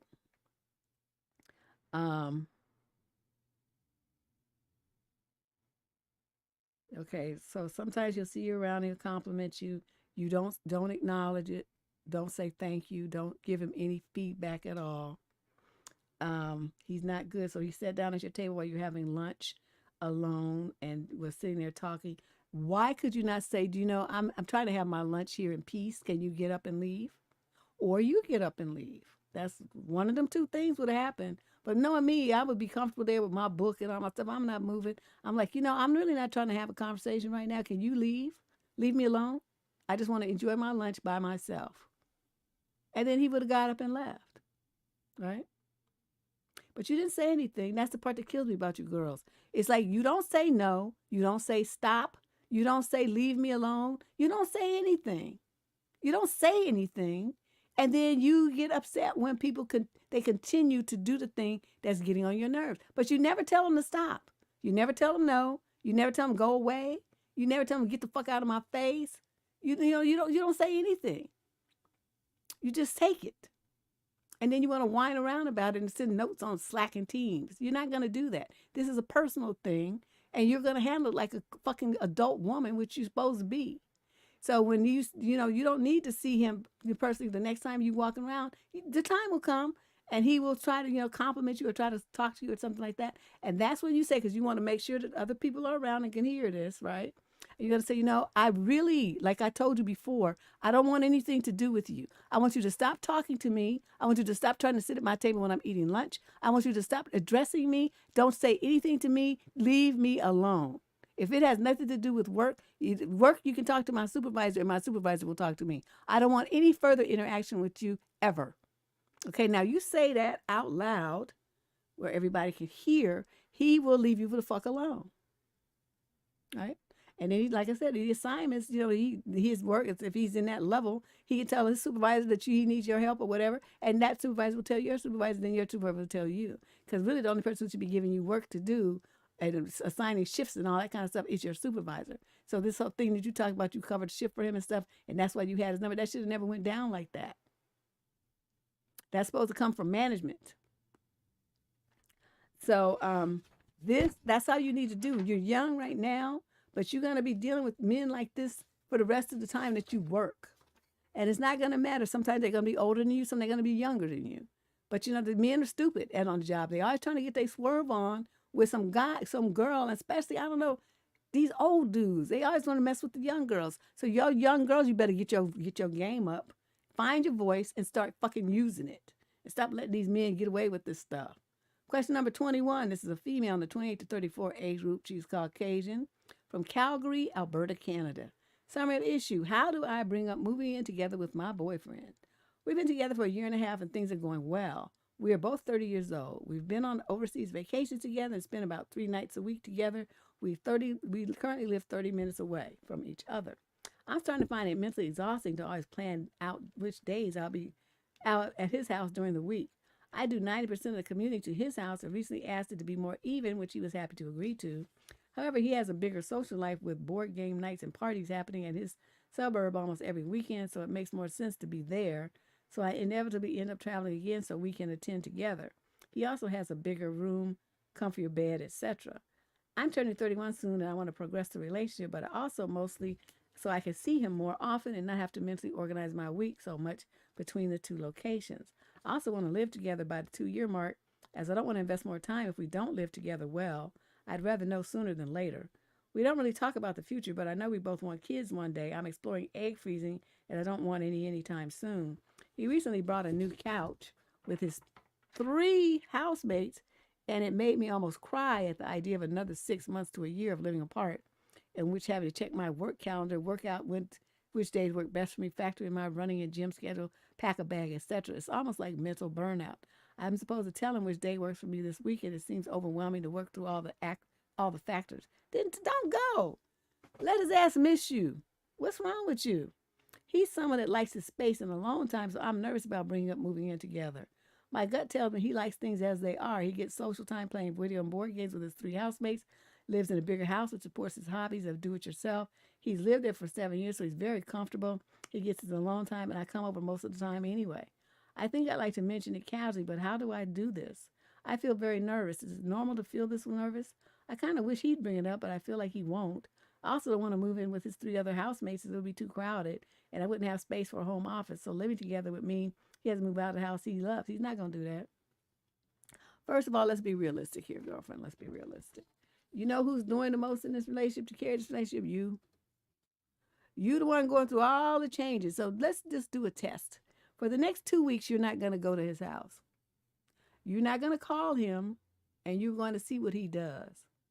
This is good for you, and it's good for him too, because you're making things so convenient for him and so easy for him. He doesn't have to do any work, and he doesn't have to negotiate. He doesn't have to go out of his way for you because you do everything. So you're gonna not stop. You're gonna stop. You're not gonna do shit. When he says, "What's your schedule for this week?" Say, "I can't swing it. I'm not gonna be able to see you for the next 2-3 weeks." And let's see what he does. And I want you to get your life back. I want you to rest at your house. I want you to see your girlfriends and go to brunch. Get your nails done. Get a mani-pedi. Get your hair done. Get a facial and a massage. Go hang out with your girls. You guys have a pajama party and drink wine and talk shit. Watch movies and cry, girl movies and cry or some shit. I don't know what you're going to do. Cook stuff and eat stuff that you shouldn't really, really want to eat, but have a good time for the next couple of weeks with your family and your friends. And put him on the back burner like he puts you. And let's see what he does. Let's see if he misses you. Let's see if he puts any work in to come to your place and see you. The fact that you had to ask him to make things more even is kind of shocking to me. Most men, if they into a woman, they want to be up in her face. They will be there picking you up from work so they can see you faster. They don't want to wait till you get home. They'll pick you up and bring you to the house so you guys can see each other that much faster and that much longer. He going to be at your house every opportunity he can get. He's going to be up in your face. But see, he doesn't have to do any of that because you're always in his. You make all the concessions. You do all the work. So I want you to stop, okay, and get your own social life going. Now, the thing about moving in together, you would be foolish to bring that up because he's not interested in anything like that. He's been there 7 years and his life is mapped out quite nicely for him. And he's not going to be interested in what you're talking about. He'll just replace you with somebody else who's desperate and chases a man to the point where she gives up everything in her life to be around him. This is not how you conduct a relationship. You have burnout because you're doing too much. Poor thing. Question number 22. This is a young lady in the 35 to 41 age group. She's African American. Capricorn from Riverside, California. Another female who is a Taurus, and she's over 65. Summary of issue. How do I deal with my mother making a huge difference in the children? Hello, Deborah and Candace. I need help, and it's something terrible. My parents have always made a huge difference in the children. When my brother got out of prison, my mom told me that she was not going to help me because I didn't help my brother financially. For context, my brother is 19 years older than I am. He spent 14 years in prison and can get more free resources than people who are not in confinement. I am constantly being guilt-tripped with the Bible and how I do not do what is right, that I will never prosper. Say, like your brother, who I would bring that shit up every opportunity. Okay, but let's see what else happened. Well, my mom is in her 70s and still has to go to work because she never prepared for retirement. She sends her retirement money to a televangelist that's already a millionaire, and she is struggling to pay her own bills and asked me to pay her insurance last month. The televangelist told her that she has money coming. She believes that televangelist more than she believes me, and I cannot reason with her. When my mom helps strangers, they do not do anything for her in return. Since my parents took care of me, it seems like they're expecting something in return. There are 4 of us, and they never dump that BS into their laps. I do not want to be around my father either because he has a history of, inappropriate relationship with my sister from a previous relationship, and he attacked my oldest son and I with a hammer when he had a dementia-based episode. Okay. I don't even... My mom actually didn't want me to testify against him. I was more concerned about keeping the house. He has actually been confined to a mental hospital at this point, been 8 years. She was hoping for him to be released, and her response was, where am I going to live and where? My question is, how do I keep my mind right and stay positive for my children? How do I accept the fact that I'm the only child that this is put upon? What you do is you go into your phone, and where your mother's number is and your brother's number and all your other siblings, you go and you block them. And then if you have your kids that be calling them and stuff, you go into your kids' phones and you delete those numbers. Then you go into your email accounts and you put all their emails to direct into spam folder. So you will have no emails. They will be blocked on social media. They will be blocked on your phone. They are not to come to your house, which they probably won't. And then you can be free. Now, what you want to do is create that space of freedom. You want to get yourself into some therapy because this sounds like a nightmare. I don't know anybody who would really be able to deal with this all by themselves in a healthy way. Get yourself some counseling. You might want to sign up for some parenting classes too if they offer them community-based situation called Child Protective Services, not because your kids need protection, but because they can direct you to resources that can help you be a better parent. Because they offer those courses to, people who are, did bad things to their kids. So I'm sure they know what to do, and just tell them, you have this horrible family history. You want to make sure you don't repeat those things with your children, then to help you with some resources so that you can make sure that you are the best parent you can be for your children. And they'll do it. So you find out that information. But yeah, the main thing is you need to make space between you and these people. Just because you got the same DNA as people, and there's a lot of people don't understand this, just because you got the same DNA and genes and chromosomes as a group of other people does not mean anything. You didn't pick those motherfuckers. You had no choice in being related to them. But you do have the choice in interacting with them. That's where your power is. So you need to exercise it and only associate with healthy people. Okay? None of these people in your family are healthy. They just are going to bring you and your kids down. You want to keep your kids away from them, especially that crazy mother. And then, also you might want to, for your mother's benefit, file a case with her with Adult Protective Services. The reason I say this is because self-abuse and financial abuse are very common, self-neglect rather, and financial abuse are very common ways that seniors are abused, and a lot of people aren't really aware of it. And your mother falls into both of those two categories. So file a report. It's completely voluntary, so they could reach out to her, show up at her house and talk to her and stuff, and she could say, I don't want any help, in which case they will close the case. But your conscience can be clear that you tried. That's what I want you to do, so that you can go forward with a clean conscience that you tried to get her some help by filing a report with the proper authorities to help intervene. So because her money is being funneled out by this user. And so they need to be aware of that. It's to the point where she doesn't have enough money to sustain herself because that's financial abuse. So this televangelist person is financially abusing probably her and a bunch of other seniors, and they may get the police involved, and they may end up shutting that person down. So, make that call and get that ball rolling and see what happens. That would be with my suggestion. Okay, let's move on. The next to last, oh no, it's not. This is question number 23. This is a female, 35 to 41 age group. She's Asian and Aries from Annapolis, Maryland. The male in question is 42 to 49, also Asian. Subject issue, the international dating scene. Deb, I love your channel. Here's the situation. I met through an online app a guy who lives in Canada. He's a little older than me and works as a teacher. I'm a physician. We have the same cultural background and religion, which is why I got interested in him, and both of our fathers had strokes, and that's how we started talking.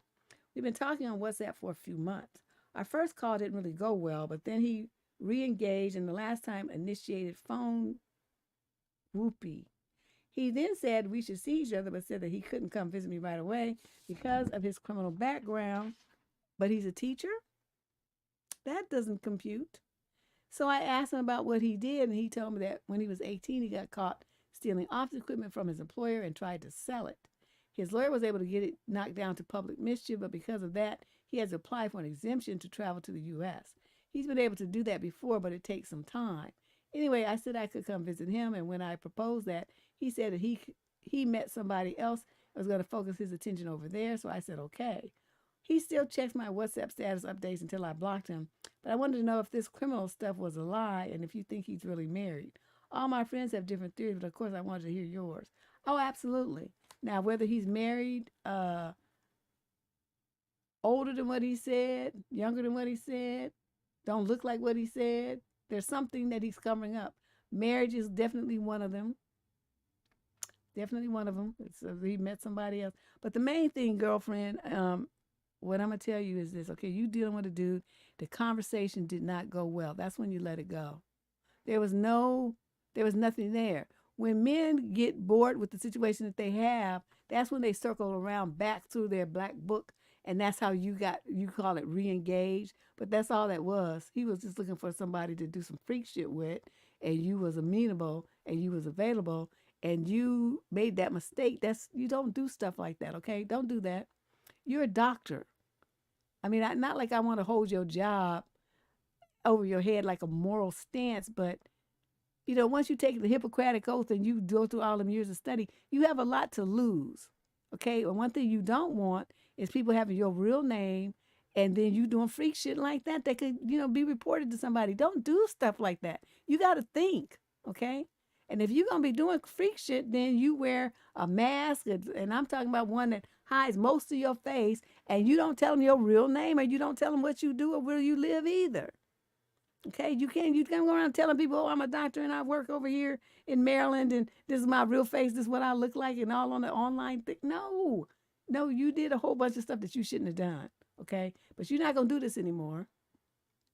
You're not going to do no freak shit online with nobody, okay? If you don't meet the dude in real person and he's like what he says he is and it's verifiable and all that stuff, then you don't do shit with him. Are you understanding where I'm coming from? You don't.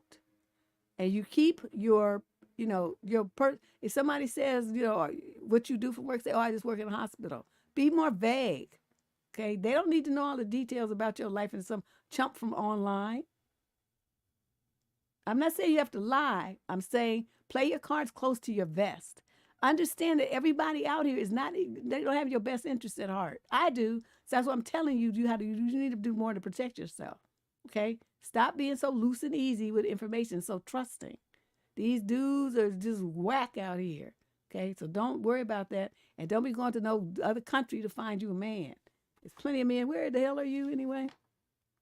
Annapolis? Girl, please. You should be able to find you somebody right in Maryland or District of Columbia or Virginia, somewhere. New York, somewhere closer than another country. Okay? I just can't do these swipey things. I just can't do it. WhatsApp status and all this stuff. No. And he lying. He ain't no teacher if he got a criminal record. Now that I know for a fact. So that I don't know what he does for work or what, I don't know what he's talking about. But there's some in there is not true. Okay. Question number 24. This is a female in the 28 to 34 age group from the UK. Male, same age group. Sorry, issue. It was my birthday and my boyfriend didn't give me anything. I recently started dating a guy. I'm 31. He's 30.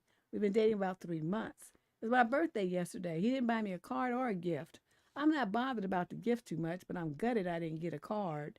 His excuse was the bill went out unexpectedly and he didn't have any money for a fucking card. He's been knowing for weeks that my birthday was coming. Am I overreacting? Or if it's his birthday, no, she says, am I overreacting? Or question mark. It's his birthday in a few days too, and I've gone out and bought him stuff for him. Do you think that he will feel guilty when I give him his card and present? Take that shit back. What's wrong with you? Take it back to the store and get your money back. Give his ass a card.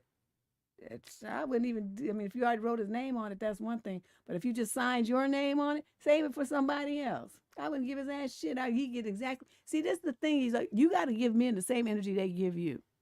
You doing too much. You're treating him the way that you want to be treated. That's inappropriate. The relationship tone is set by the guy. Okay, that's a mistake so many women make. What he gives you is what you give him. What he says to you is what you say to him. What the energy that he puts towards you is what the energy that you put towards him. You don't do any more and you don't do any less. You put forth exactly the energy that he does. Okay? He ain't buying you shit. You don't buy him shit. He ain't cooking meals for you. You don't cook meals for him. He don't make an effort about nothing to call and keep in contact. You don't make an effort to call and keep in contact. This is the most basic issue in relationships that I see is too many women go over and above and do too much to try to get a man's interest and keep it. These dudes know that they sit there and cross their legs and don't have to do shit because y'all do everything. I'm not doing shit for a man. I'm to the point now, I don't even care if they have a good energy. I'm not matching it anyway. You just going to keep giving until I decide I might want to be interested in your ass. I'm not doing a goddamn thing for a man. Nothing. Nothing. And if they say, well, you're not doing nothing for me, then we don't need to be in a relationship. I'm like, okay, that's fine with me. You know, you look just as good going as you did coming. I'm not bothered. But you ladies who just are so focused on these men and you see that they're not giving a fuck about you. What are you doing? Why are you doing this? He didn't get you anything and you're going to give him the card and presents? No, you're not. You're going to take the receipt and you're going to take it back to the store and you're going to get your money back. Either that or you're going to put it in your closet and give it to somebody else. Either way, whatever. But you're not giving his ass shit. Do you hear me? Not even a happy birthday. Nothing. Sauce packet, leftover taco sauce from Taco Bell. Oh, I had these in my glove compartment for the last 2 years. You might want to be using this. I'm not doing shit. I'm telling you, I'm not doing nothing. They was like, can I come over? Fuck no. You can only come if you're going to clean up my house. Are you prepared to do that? Well, I got to do that. I'm not a maid. Well, you want to come over? It's a mess. I'm going to tell you that right now. So are you going to come and clean or are you just not coming? Just either way is fine with me. I have my papers and shit everywhere. I just don't want to be bothered. That's the truth right there. And our final question of the night of this. These letters are like spiritually exhausting tonight. A female, 28 to 34. She's African American. A Leo from Philadelphia. And another female, 50 to 56. She's black also, and a Cancer. Leo and Cancer. That's not a good mix. Okay, suburb issue. I'm considering going no contact with my mom. Hi, Deb. I'm a person that likes to keep certain goals private until I'm ready to share. For months, I worked on writing and creating a book and journal on African spirituality. Coming from a deeply religious Christian background, it's been tough for me to fully share my spiritual beliefs with my family, even though I'm respectful of their religious choices. When I received the author's proof copy of my book, I posted a video on Instagram and shared my excitement. I got many congratulatory responses from my friends. My mom saw my video, but she said nothing to me about the book for weeks. When my mom and I finally talked, I told her I was hurt by her lack of response. She basically gave me what felt like a bunch of excuses.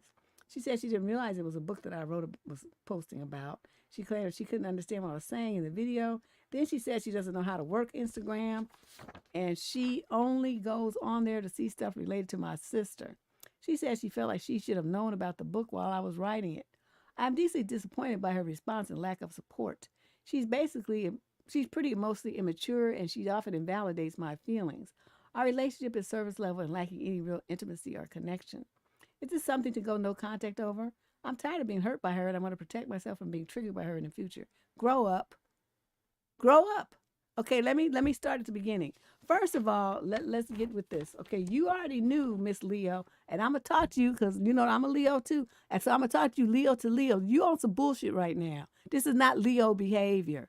We don't get emotionally damaged by motherfuckers that ain't shining on who don't shine our sun with us. Okay, so I don't know what's going on with you, what other things going on in your chart, but this is not Leo behavior at all. You better find your fire and light it up. Number one, okay, you writing a book, you chose to write a book on African spirituality, knowing that your family is a different belief. That right there shows independence of mind and thinking. And once you set yourself on that path, you don't give a fuck about what your family thinks. Okay, so for you to circle back around and be looking for all these kudos and acknowledgement and shit as a Leo from some people that believe in some bitch ass religion that you don't even give credit to, what are you doing? Where's this coming from? That you want all this pat on the back from them. You know, I'm really mad at you right now. This is not Leo behavior at all. You gonna get your shit together after this conversation. Okay, so then number 2, so you get to people congratulating you and your friends. Okay, that's great. That's wonderful. But you are, as a Leo, you don't give a shit what people think about it, whether it's good or bad. Okay, because you made a decision to do this. The only person whose opinion matters about your book is yours. Okay, of course you want people to like it because they're gonna buy it. But I mean, you sit there and think about everybody giving you rounds of applause and clapping like a fucking seal because you got a proof back is ridiculous. Okay, that's not how you do things. That's not the way. Okay, so then you tell your mother, you can see she's jealous and shit. She probably was kind of upset because you are promoting some religious belief that's the opposite of hers, and she didn't know what to do with that. So she pretended like, she didn't understand, and she didn't see, she don't know Instagram. She came with all these lies and stuff rather than admit that, she was disappointed that you chose to write about a religion that's not in line with hers. That's what the real issue is here. But knowing that, Miss Leo, knowing that at the outset that was what she was going to feel like, why are you surprised? Okay, you're talking about I was hurt by her lack of response. Like I said, what the fuck was you sitting up there thinking she was going to clap like a seal? Hercules, because you wrote a book? Girl, get it together. Okay, get it together. You're going to get it together after this, I'll tell you that.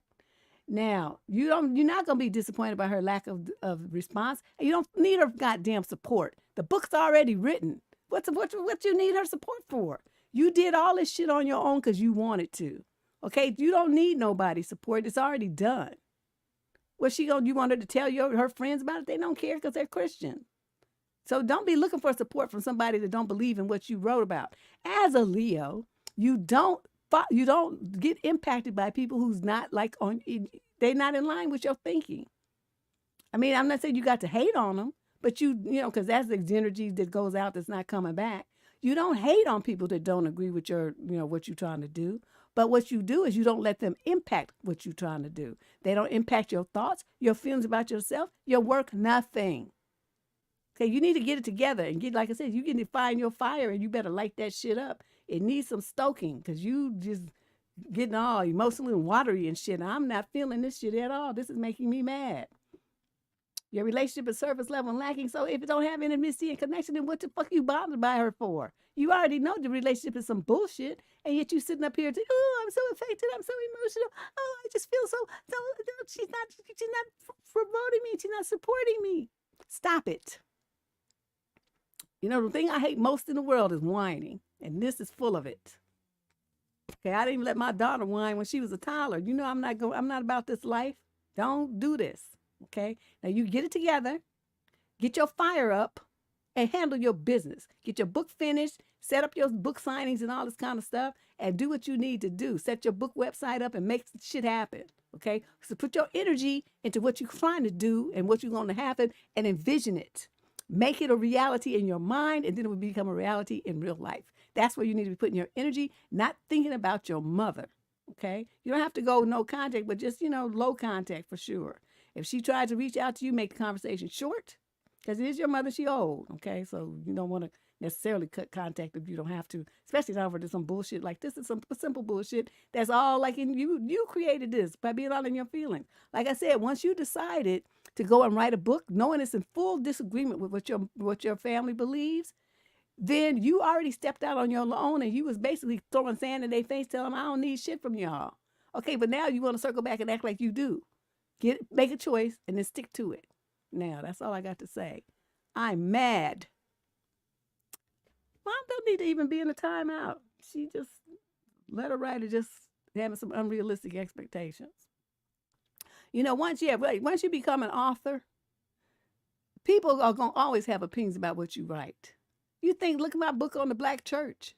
Do you know I got roasted? I got roasted internationally.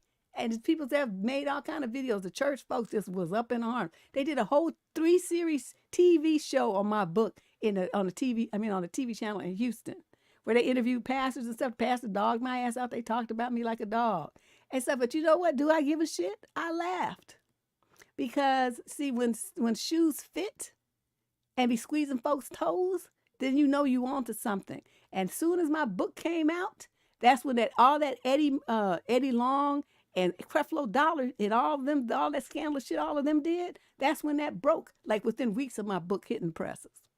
So I knew that I was right. And the fact that all of that stuff happened after my book came out and people was mad, it proved that I was right.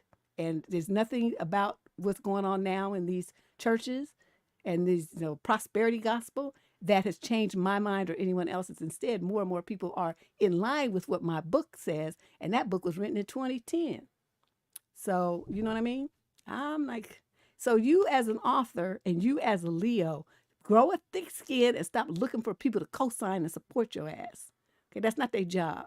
Your job is to co-sign for yourself and lead the charge that you believe in. You do that. It's nobody else's job, and you don't be looking for it. If somebody wants to help you, certainly, and they're a solid person, and you can see that what they're offering is real, then yeah.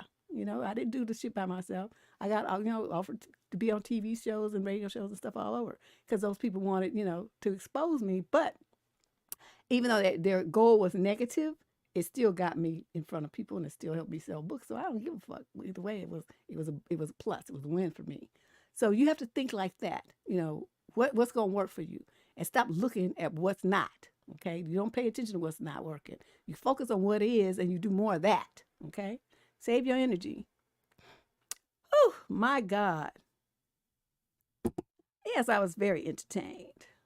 I was on with Al Sharpton. He wasn't. That's when he used to do his radio show, and he hadn't lost all that weight. Now he looked like a lollipop. He had a little stick body and that giant head. But yeah, who was that? Michael Eric Dyson interviewed me. Tom Joyner interviewed me. A bunch of different churches and smaller radio stations, local radio stations and newspapers and stuff. I mean, it was a big deal. I was in Essence. They did a thing. CNN interviewed me on that book. So, it was a novel concept at the time that somebody black would say that the black church ain't shit, and that people just could not. They just was scandal. It was scandalous. I was just something. It was just terrible. They just was just so upset at me. But you know what? I did not give a damn because, like I said, I was proven to be right and shut everybody down. So there you go. So anyway, that's the end of this wonderful show. If you want to check out that book on the black churches, you can get it on Amazon. It's called The Black Church, Where Women Pray and Men Pray. That's the title. And my daughter designed the cover with the broken cross. She's a graphic designer. So the cover is fantastic. So, yeah. You can check that out and, let me know what you think. Although I'm really not going to give a shit. But, your opinion might count. But anyway, I'll see you guys tomorrow night because we're here for the DNN. So I'll see you then for the laughs because tonight it was just stressful. People just don't be doing the right stuff here. Okay, so I'll see y'all later. Bye.